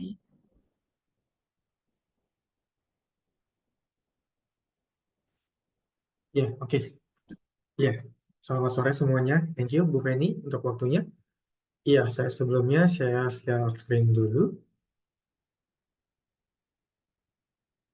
Oke, sudah terlihat dengan jelas screen saya? Jelas, Pak. Jelas. Oke, sudah jelas ya, saya bisa lanjutkan. Sebelumnya, selamat sore semuanya. Terima kasih atas waktunya untuk semuanya kita sama-sama belajar. Jadi, di depan saya ini adalah ada yang namanya sistem yang kita pakai dari Mekari, namanya journal.id. Sistem itu udah pasti kita udah biasanya kan kalau kita buat pakai sistem, biasanya kita akan yang namanya install software dulu nih, install dulu dan segala macam. Next dan segala macam, habisin memori dan segala macam. Cuman di journal.id ini adalah keunggulannya adalah kita menggunakan yang nama web basis. Web basis itu adalah ketika kita membuka aplikasinya atau softwarenya melalui aplikasi yang namanya browser atau Google Chrome atau Mozilla Firefox dan segala macam, Opera Mini dan segala macam, selama ada internet kita bisa langsung akses. Nah, dan selama itu kita bisa akses, dan untuk datanya disimpan di mana? Datanya disimpan yang namanya iCloud. Dan data ini sudah pasti aman karena sudah terenkripsi. Oke, nah di depan saya itu namanya journal.id, dan kita bisa lihat bahwa tampilannya apa aja sih bisa kita dapat dari journal.id. Yang pertama, kita bisa lihat bahwa ada ringkasan-ringkasan bisnis nih nantinya. Kalau misalkan ini kita sudah terisi lah, misalkan 1 tahun, 1 bulan, dan segala macam. Fungsinya apa sih? Fungsinya untuk menganalisa-analisa. Contoh, kita bisa mau lihat bahwa, oh bulan ini ternyata biaya operasional saya besar. Nanti kita bisa lihat, kita coba input beberapa transaksi, nanti kita coba lihat transaksinya apakah akan berdampak atau gimana. Tapi kalau berdampak banget, kalau misalkan inputnya banyak sekali, kita bisa menganalisa piutang kita seperti apa grafiknya, penjualan terhutang seperti apa, dan segala macamnya bisa kita analisa untuk manajerial. Oke, untuk dari jurnal.id sendiri itu, ada apa aja sih? Nah, yang pasti jurnal.id ini sudah mensupport yang namanya laporan accounting, itu sangat sekali mensupport. Yang pasti accounting itu punya neraca, buku besar, laba rugi, dan arus kas, bahkan perubahan modal. Bahkan kita pun juga bisa melihat secara rinci. Mau lihat dong daftar penjualannya ke customer mana aja nih, usia piutangnya yang mana aja nih yang udah jatuh tempo, penjualan apa sih produk yang paling banyak. Bahkan kita juga bisa melihat bahwa sudah sampai mana sih pengirimannya, apakah sudah dikirim barangnya, apakah belum, atau banyak barang yang masih di hold, yang mungkin mereka udah PO sama kita, cuma kita belum proses, dan segala macamnya. Dan juga kita bisa lihat juga yang namanya pembelian. Jadi pembelian itu kita juga bisa lihat juga usia utang, pembelian supplier, kita bisa lihat juga, dan bahkan kita juga bisa melihat nilai persediaan barang. Yang tadi disampaikan bahwa sama Bu Feni bahwa ada yang namanya kartu stok. In out barang itu terlihat kapan masuk, kapan keluar, dan itu tergantung dari metode yang digunakan. Biasanya metode yang digunakan adalah FIFO, first in, first out. Jadi barang masuk pertama, keluar pertama. Oke. Nah, untuk jurnal ID ini sangatlah simpel. Tadi yang disampaikan sama Bu Feni bahwa setiap kali kita melakukan transaksi, itu kita istilahnya hanya mencatat yang namanya uang masuk, uang keluar, seperti itu. Oke, contoh kita mencatat yang biaya. Kita tinggal klik modul biaya, bakal muncul seperti ini, dan kita bisa klik yang di bagian paling atas, itu ada yang namanya buat biaya baru. Tinggal kita buat biaya baru aja. Nah, di sini tuh juga ada yang namanya eh, impor. Yang tadi saya sampaikan Bu Feni, bahwa impor ini adalah salah satu keunggulan dari jurnal.id. Kita nggak usah capek-capek lagi nih ngetik satu-satu satu-satu dan segala macam, itu kan cukup memakan waktu kalau transaksi banyak sekali gitu ya. Kita bisa download template-nya dan kita bisa upload filenya di sini. Oke. Nah, karena saya coba contoh, ini kita buat biaya baru, nanti di sini akan muncul seperti ini, dan kita lihat bayar dari mana, uang keluarnya dari mana nih. Oke, misalkan dari bank. Bahkan pilihan kontaknya misalkan penerimanya siapa nih. Biasakan ibu bapak mungkin ngeluarin uang buat kasih ke orang lain, misalkan bayar sesuatu, misalkan PT Maju Bersama misalkan gitu ya. Wah, tanggal berapa, dan cara pembayarannya seperti apa. Nah, alamat pengiriman ini kita bisa masukin juga, tapi kalau misalkan memang kita dari awal sudah mengisi nama dengan lengkap, dia akan secara otomatis terisi. Oke. Nah, fungsi tagging ini apa? Tagging ini biasanya digunakan kalau misalkan ada hal-hal yang memang khusus.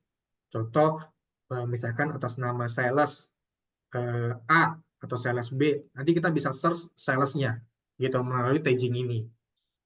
Nah, biayanya apa sih contohnya? Contoh kita mau masukin biaya bensin.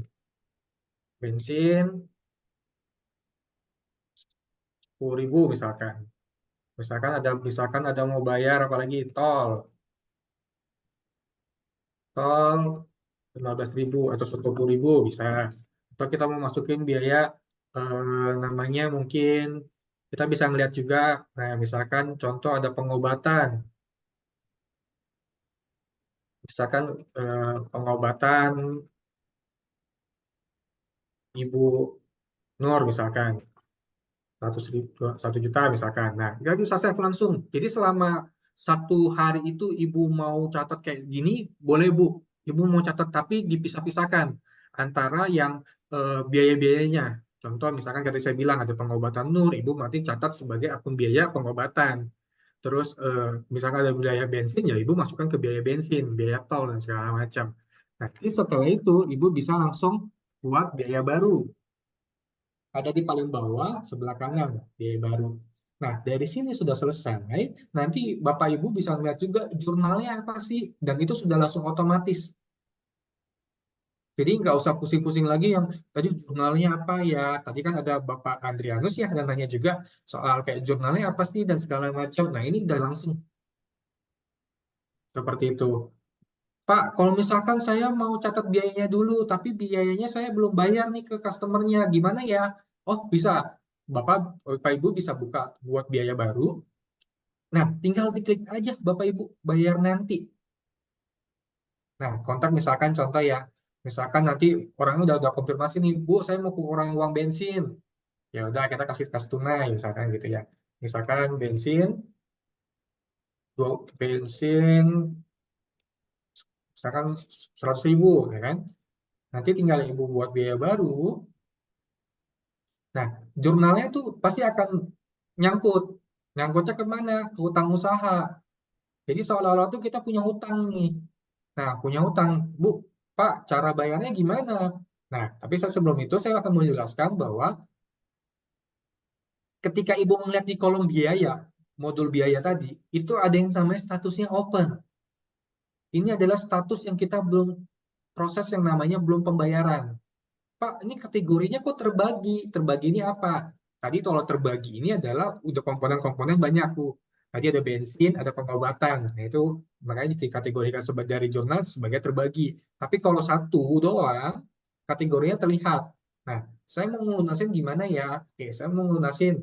Tinggal klik bagian paling bawah, itu ada yang namanya bayar tagihan.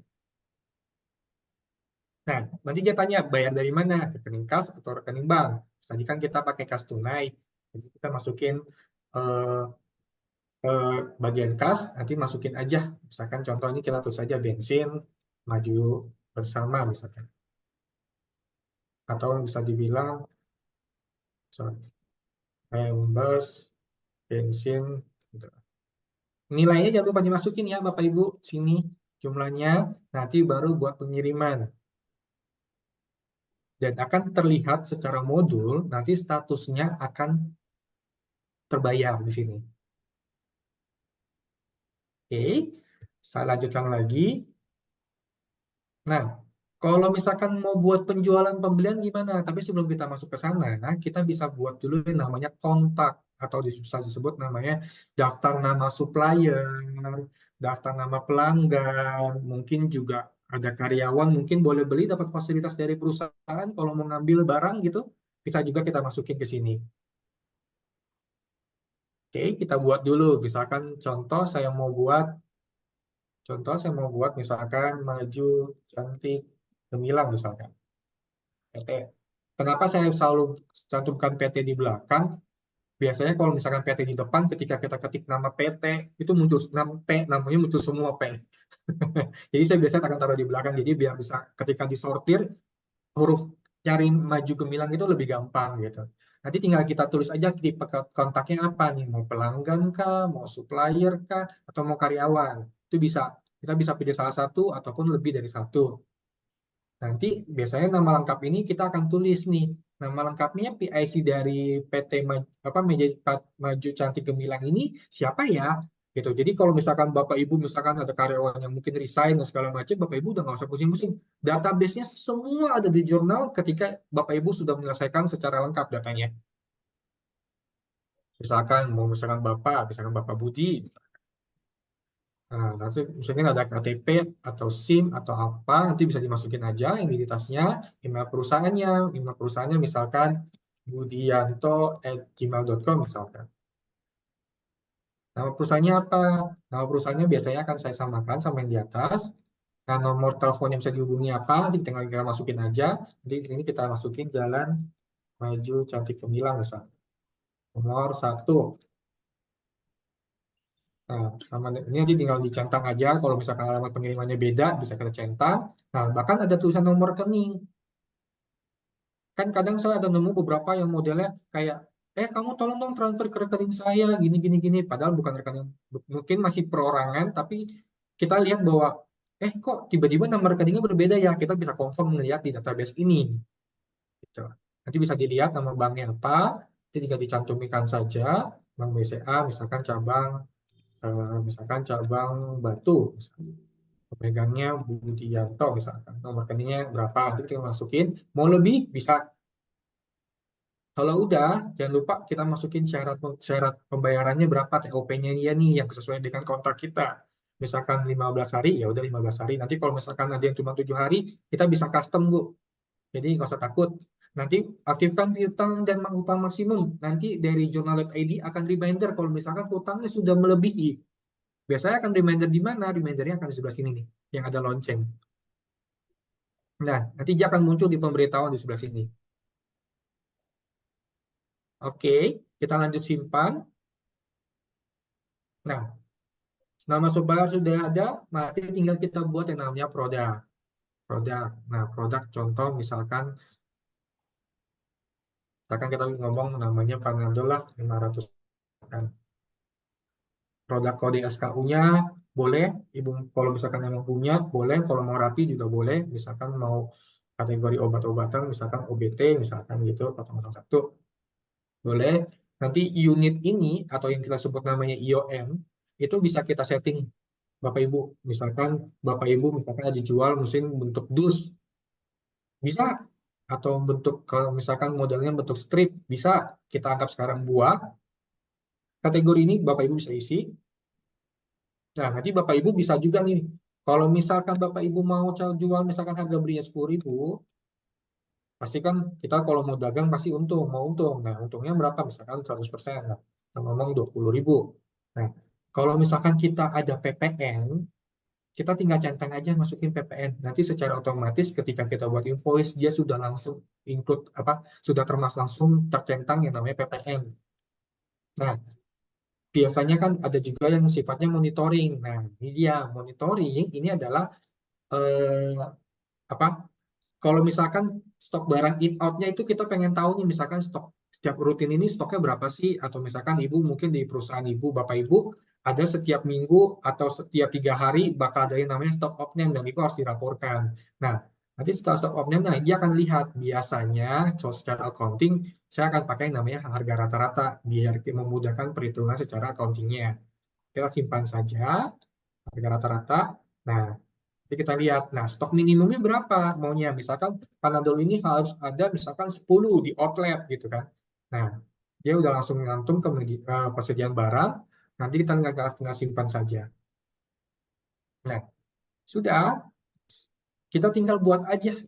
Cuma tinggal nginput saja yang namanya penagihan penjualan. Pak, saya mau ada yang surat jalan dong, gimana? Oh, bisa. Bapak Ibu tinggal buat aja yang namanya pemesanan, namanya itu disebut kita PO. Nanti dia ada pengiriman. Kebetulan saya pakai program Journal.id ini yang paling murah. Biasanya tidak ada fitur yang namanya pengiriman, gitu. Nah, ini karena kita kan modelnya cuma jual beli aja. Kalau perusahaannya kecil, menurut saya nggak perlu yang namanya ada pengiriman. Gitu. Mungkin secara nota kita print, tinggal mereka tanda tangan assign aja penerimanya kapan, gitu. Dan namanya siapa. Kita buat aja langsung namanya penagihan penjualan. Kita buat, misalkan maju bersama ini, beli, misalkan contohnya kita lagi yang buat baru ya. Nah, itu langsung terlihat tuh. Jalan Maju Cantik, langsung email langsung terisi, dan netnya sudah langsung terisi. Oke, nah kita isi namanya produknya apa? Misalkan kita mau obat, misalkan ini obat. Ini bisa kita isi juga description-nya. Tapi kalau misalkan di awal sudah kita isi, biasanya akan secara otomatis juga. Nah, kita masukin dan harga 20.000 ini sudah langsung include tuh, PPN-nya sudah langsung dihitung. Nah, sudah terhitung dan tinggal kita yang namanya buat. Oke. Nah, tinggal buat dan sama seperti yang tadi biaya, dia akan terlihat statusnya menunggu pembayaran. Kita mau lunasin gimana? Tinggal kita lunasin yang namanya, tinggal klik tindakan yang di paling bawah, tinggal terima bayar. Atau misalkan kita mau retur. Contoh, saya mau buat ini 2 deh. Misalkan contoh kuantitasnya saya mau buat 5 deh, atau 4 gitu ya. Buat 4. Kita buat 4. Saya mau retur dong, retur 1 misalkan. Tinggal kita klik aja returnya. Returnya tanggal berapa? Misalkan tanggal hari ini, tanggal 5 bulan 6. Saya masukin dan kita retur 1. Nah, biasanya saya akan tulis di sini retur Panadol 500 ini 1, karena ini saya ikut IOM ya, 12, tinggal buat. Nah, ini sudah saya retur. Saya mau lihat lagi dong histori yang sebelumnya. Tinggal klik aja Bu, Bapak invoice-nya. Nah, nanti dia akan terlihat nih, langsung dikurangin dan di sini akan tertulis total retur penjualan. Saya mau bayar setengah-setengah bisa nggak? Oh bisa, sangat bisa. Jadi tinggal terima pembayaran, tinggal kita lewat bank apa, transaksinya setor kemana. Misalkan ini kas, kita mau masuk misalkan sini 50.000. 50.000 tinggal buat penerimaan saja. Atau Bapak Ibu mau tulis juga boleh, misalkan contoh keterangannya ya, pembayaran misalkan 50%. Tinggal ubah aja pembayarannya, nanti dia akan secara rinci, sebentar ya, dia akan secara rinci akan terlihat. Nah, ada pembayaran, ada retur. Jadi Bapak Ibu bisa lihat, oh dia sudah dari mana retur nih, oh dia sudah pernah dibayar setengah nih, dan itu melalui kas tunai dan segala macamnya. Nah, itu kita bisa langsung lihat. Tapi kalau misalkan lunas, udah pasti nanti dia akan 100 akan dibayar. Tapi kalau misalkan belum terbayar full payment, itu akan namanya dibayar sebagian. Dan akan terlihat tagihan 16.600. Oke. Pembelian juga sama, Bapak Ibu. Pembelian juga sama. Tinggal kita buat saja apa yang menjadi kita beli. Misalkan contoh Panadol lagi, kita beli Panadol 500. Oke, misalkan kita beli 100. Ya udah dia udah otomatis tuh Bu. Dia langsung beli dengan harga 10.000. Nah, tadi kan Bapak Ibu ada yang nanya ya, Ibu ada nanya, kalau misalkan saya mau kasih diskon gimana? Ya, tinggal masukin aja diskonnya. Diskonnya tinggal kita masukin dalam bentuk persen atau mau dalam bentuk rupiah. Kalau misalkan bentuk rupiah kita tinggal masukin aja, misalkan 10.000. Saya tinggal masukin, nanti dia akan secara otomatis ngitung. Seperti ini. Tapi kalau misalkan Bapak Ibu mau ngasihnya bentuk persen aja, biar nggak pusing gitu ya, otomatis sistem ngitung, ya itu tinggal masukin aja. Nanti secara jurnal, dia juga udah langsung ngejurnal, Bu. Jadi Bapak Ibu udah nggak pusing lagi. Diskonnya kok nggak ada? Iya, diskonnya nggak ada. Soalnya kita kan beli barang. Beli barang itu kan berarti persediaan barang itu kan udah langsung otomatis mengurangi. Kalau penjualan, pasti dia akan tulis sebagai diskon penjualan. Seperti itu, Bapak Ibu. Oke. Nah, dari sini, Bapak Ibu kan tadi ada nanya nih, kayak tadi ya. Mungkin tadi Bapak siapa saya lupa namanya. Bapak tadi kan ada nanya soal ekspedisi ya, tadi yang disampaikan sama Bu Feni. Misalkan contoh pemeliharaan lah, perbaikan pemeliharaan. Biasakan ada jasa ya.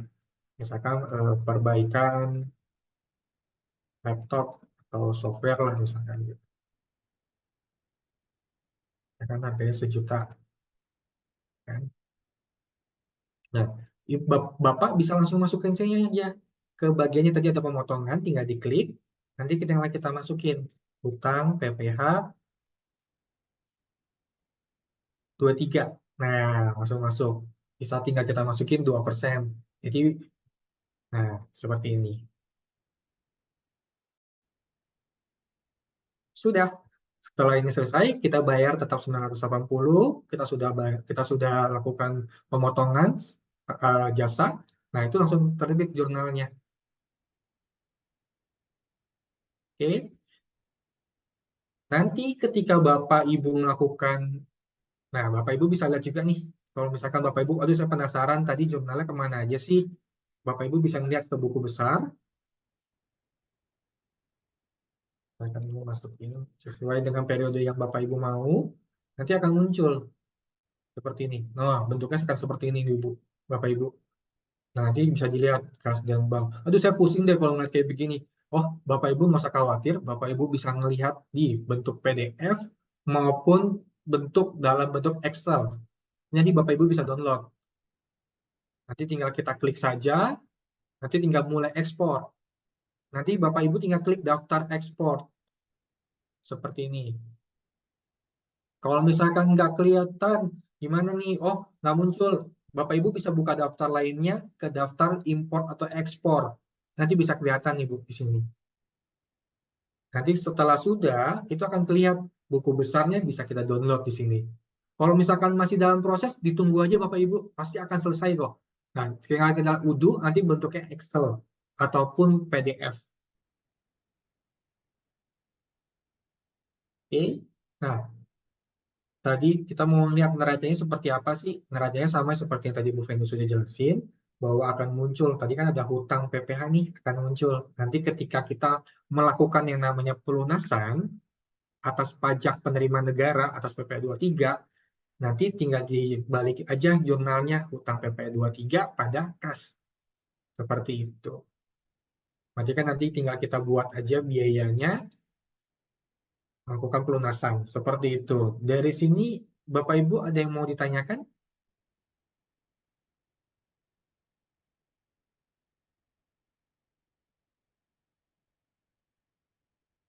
Pak, ini bisa integrasi dengan Talenta dari Mekari nggak ya? Iya, bisa. Talenta dan Mekari itu satu grup perusahaan.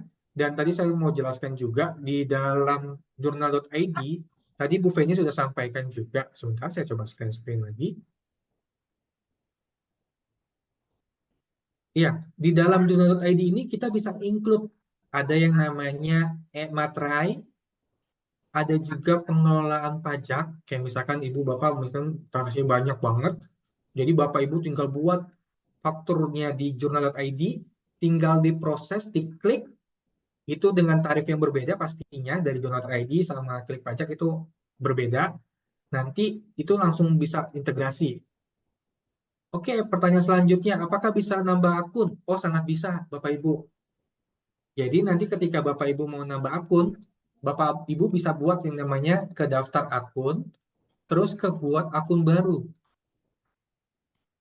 Nah, tadi kan mungkin tadi Bu Feni kan jelasin, misalkan kategori aset itu apa ya? Oh, angka 1, angka 2 itu apa ya? Oh, hutang dan segala macam. Bapak Ibu nggak usah khawatir. Kalau misalkan Bapak Ibu di sini di jurnal.id, Bapak Ibu tinggal ketik aja beban dan dia akan otomatis berubah. Kategorinya angka 6. Yang pasti konsistensi.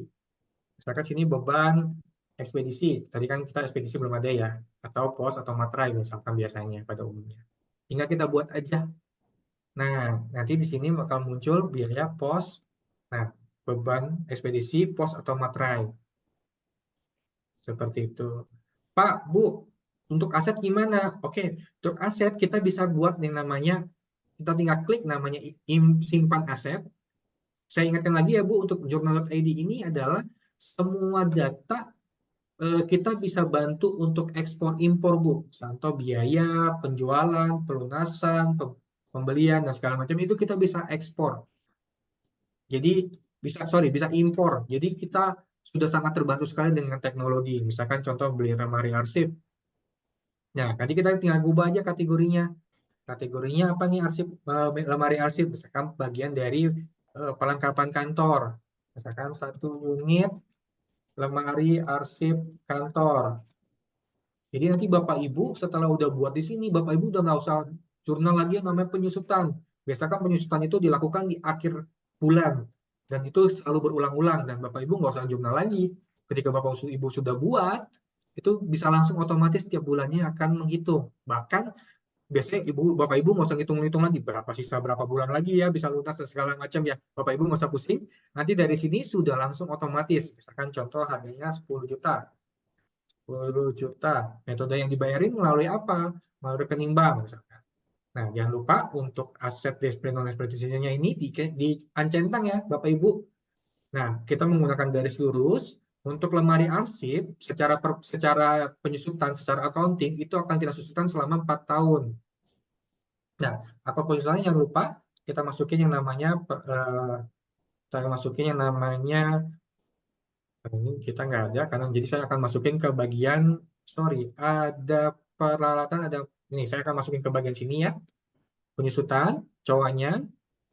Gampangnya gini Bu, ketika akun penyusutan kita aja cari aja yang namanya penyusutan. Tapi ketika kita nyari akumulasi, itu kita langsung lempar ke akumulasi. Nah, kita samakan aja, sorry, kita samakan saja peralatan-peralatan kantor, perlengkapan kantor ya. Nanti kita tinggal buat aja. Kebetulan ini berbeda, saya belum buat, dan kita tinggal buat aset. Kalau misalkan saya mau akuin asetnya mau di bulan depan, bisa nggak? Tinggal diatur aja Bu. Tinggal 1 Juli atau mau tanggal berapa, nanti dia akan otomatis. Nah, sudah selesai. Nanti akan terbit seperti ini, Bapak Ibu. Dan Bapak Ibu udah bisa ingat nih, sisa manfaatnya adalah 4 tahun. Masih full nih. Gitu. Oke, dari sini ada yang mau tanya lagi. Penjualannya termasuk menu pos kasir ya. Untuk POS itu terpisah Bapak Ibu. Kalau misalkan tergantung bidang usaha Bapak Ibu ya. Kalau misalkan bidang Bapak Ibu kayak misalkan jual sembako, saya mungkin akan menyarankan Bapak Ibu bisa menggunakan namanya deal post. Deal post itu semacam POS, cuman POS ini kebetulan bisa membuat Journal.id sama deal post itu bisa langsung real time Bapak Ibu. Karena kan ada beberapa software yang modelnya itu saya mau sinkronin itu nanti di jam misalkan jam 2 pagi, jam 3 pagi dia baru sinkron. Itu ada. Tapi kalau misalkan Bapak Ibu mau langsung sinkron bisa pakai namanya deal post. Dan itu harganya terpisah. Apakah bisa diakses secara offline? Nggak bisa, karena sistem ini sistem web basis dan ini harus online, gitu. Untuk akses laporan keuangan apa bisa dibuat akses jadi beberapa akun? Jadi misalkan karyawan hanya punya akses terbatas. Oh, sangat bisa Bapak Ibu. Jadi Bapak Ibu nanti bisa langsung atur saja untuk yang namanya penggunaan user. Misalkan usernya mau dibuatkan apa nih? Misalkan contoh ya, nanti nama tinggal diisi aja nama karyawan Bapak Ibu, misalkan masukin nama email, nanti dia akan mengirimkan kayak semacam verifikasi bahwa ada undangan, Bapak Ibu bisa pakai Journal.id. Jadi bahkan Bapak Ibu mungkin kalau misalkan ada karyawan yang mungkin freelance doang nih, Bapak Ibu bisa masukin nih mau kapan diterapkan batas waktu aksesnya. Jadi Bapak Ibu nggak usah, aduh tadi saya udah copotin belum ya aksesnya dan segala macam. Ibu nggak usah, Bapak Ibu nggak usah khawatir, nanti tinggal diatur aja waktunya. Nah, nanti bahkan bisa di custom perannya seperti apa. Nah, ini kita bisa centang, Bu. Mau cuman mungkin bagian penjualan, bisa. Wewenangnya ada apa aja, kita tinggal centang aja, Bapak Ibu. Nah, seperti ini. Misalkan cuma mau bagian penjualan, bagian pembelian. Atau mungkin nanti ada finance, mungkin ada yang bagian yang namanya finance bank. Yang butuh rekonsiliasi, harus cek laporan, nanti bisa dilihat. Oh, nanti ada bagian pergudangan, buat stock of name, bisa juga Bapak Ibu.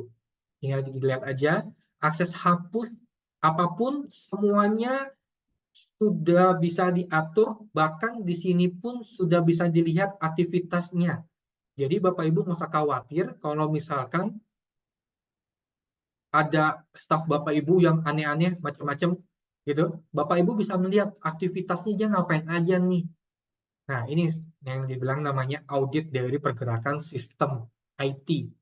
Jadi, oh dia ada hapus, oh dia ada buat expense. Jadi Bapak Ibu bisa juga melihat pergerakan dari staf Bapak Ibu. Nah, hari ini ngapain aja sih? Bapak Ibu bisa melihat di sini. Seperti itu. Oke. Oke, ada yang ke Bu Feni nih. Eh, Bu Feni, untuk biaya konsumsi karyawan apakah bisa digabungkan dengan biaya rumah tangga kantor? Bisa aja Bu, masukin saja ke biayanya. Kayak contoh, anggap aja kayak biaya rumah tangga Bu. Kayak misalkan Ibu mau beli kopi, teh, gula, itu kan bisa dianggap sebagai biaya rumah tangga kantor. Nah, Ibu bisa masukkan ke dalam situ. Seperti itu. Khusus Oke? untuk konsumsi yang mungkin kayak bikin catering bersama, itu bisa dibikin akun terpisah sih. Supaya Ya, nggak bisa. dimasukin di PP21. Mungkin kamu boleh demoin di bagian daftar akun. Ya. Di sini tuh ada yang namanya bagian biaya gaji, coba di kepala.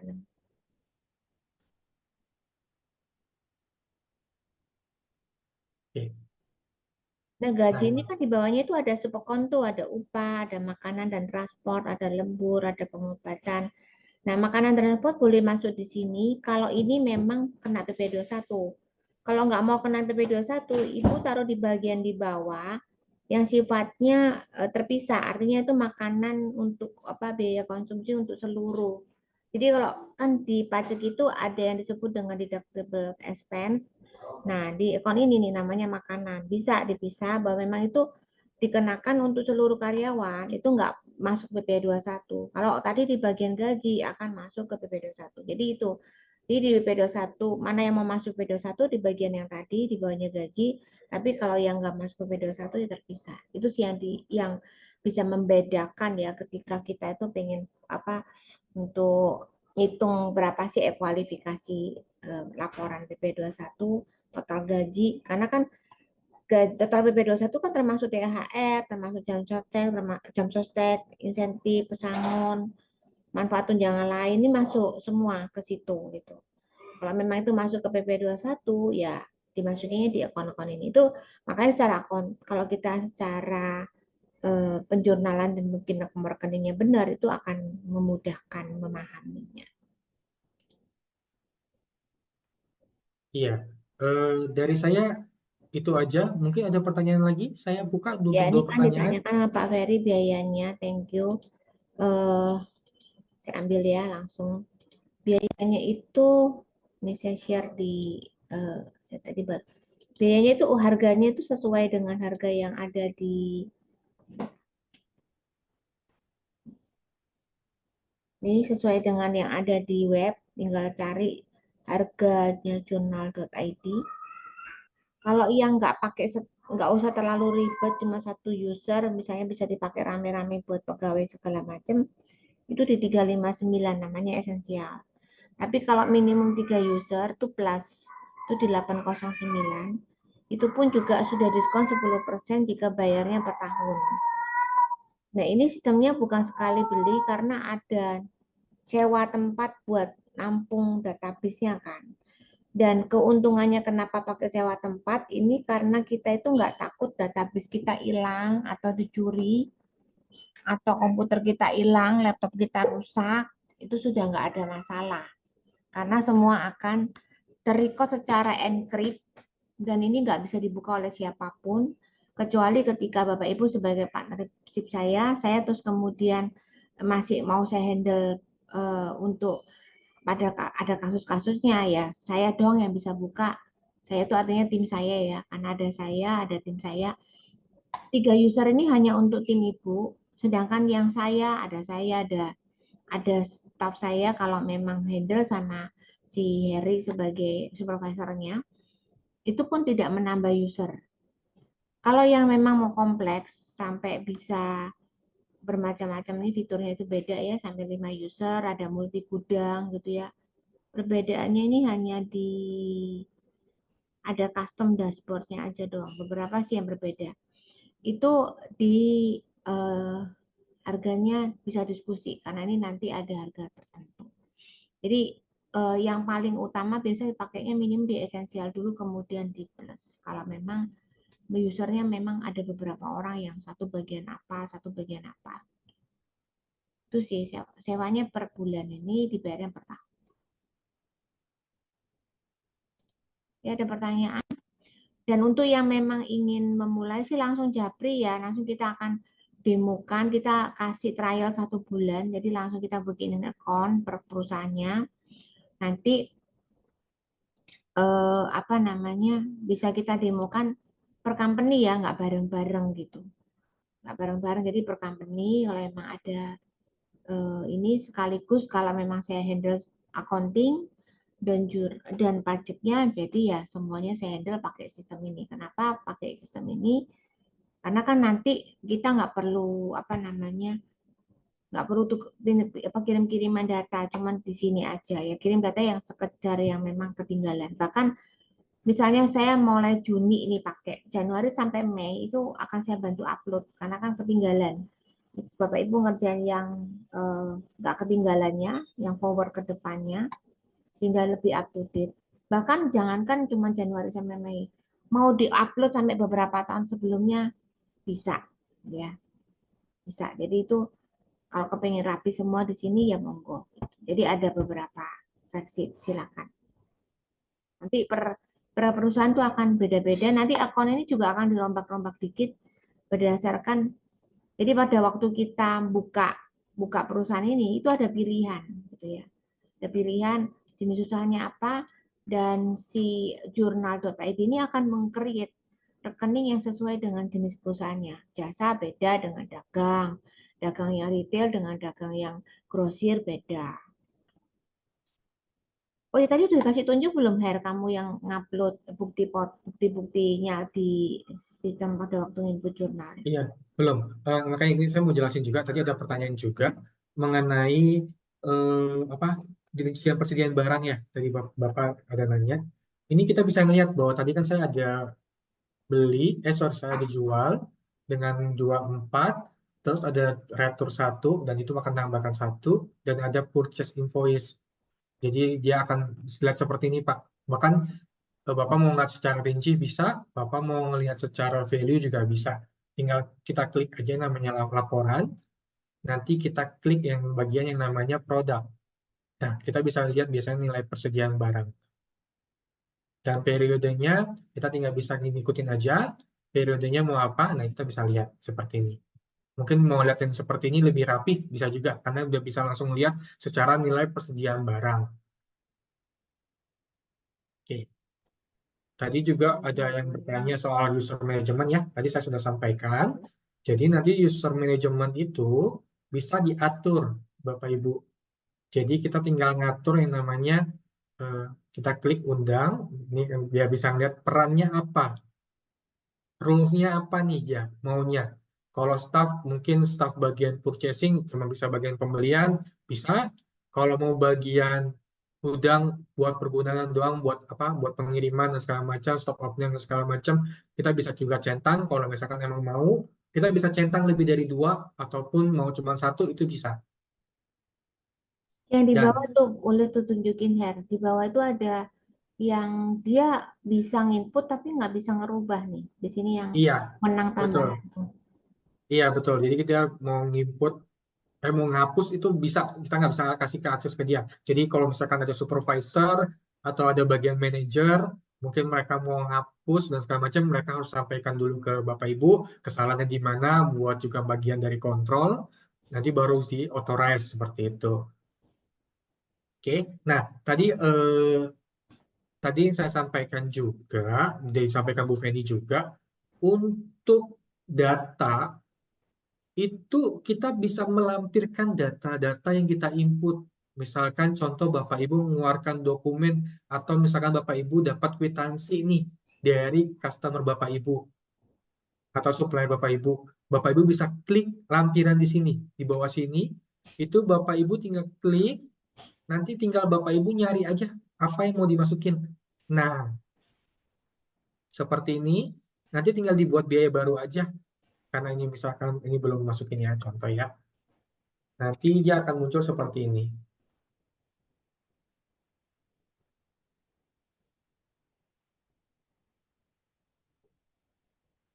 Jadi buktinya itu bisa di-scan, disimpan dalam bentuk gambar atau difoto bentuk Iya, gambar, nanti di Bapak Ibu bisa klik. deteksi di sini Nah, nanti bakal muncul lampiran seperti ini ini. mungkin.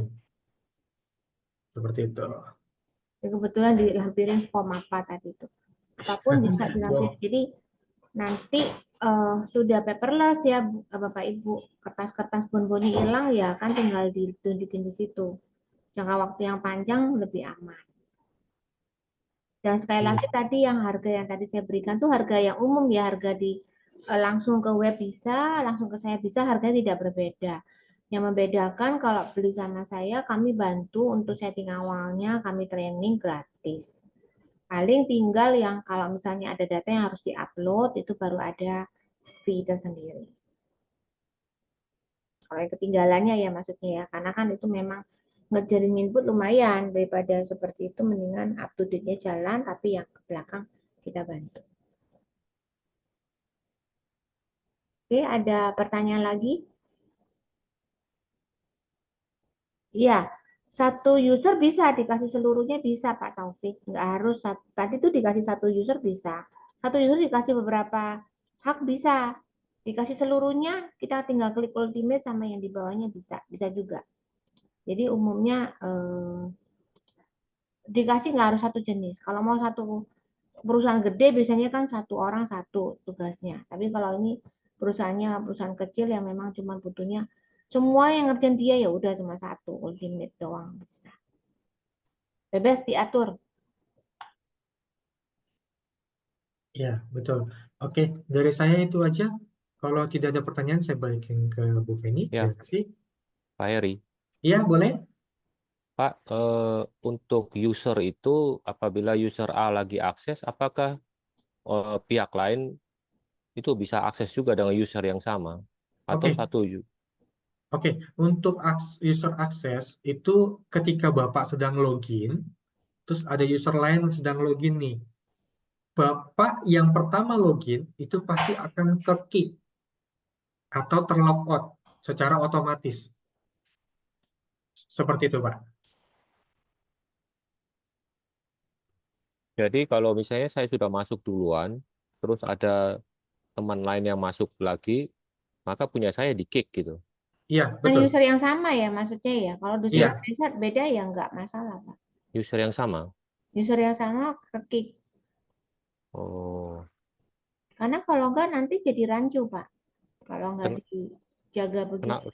hanya khawatirnya kan kita lagi aktivitas, kalau lagi usernya kita yang lagi jalan duluan, otomatis user yang berikutnya kalau bisa kick kita itu kan repot, sudah separuh jalan pekerjaan kita.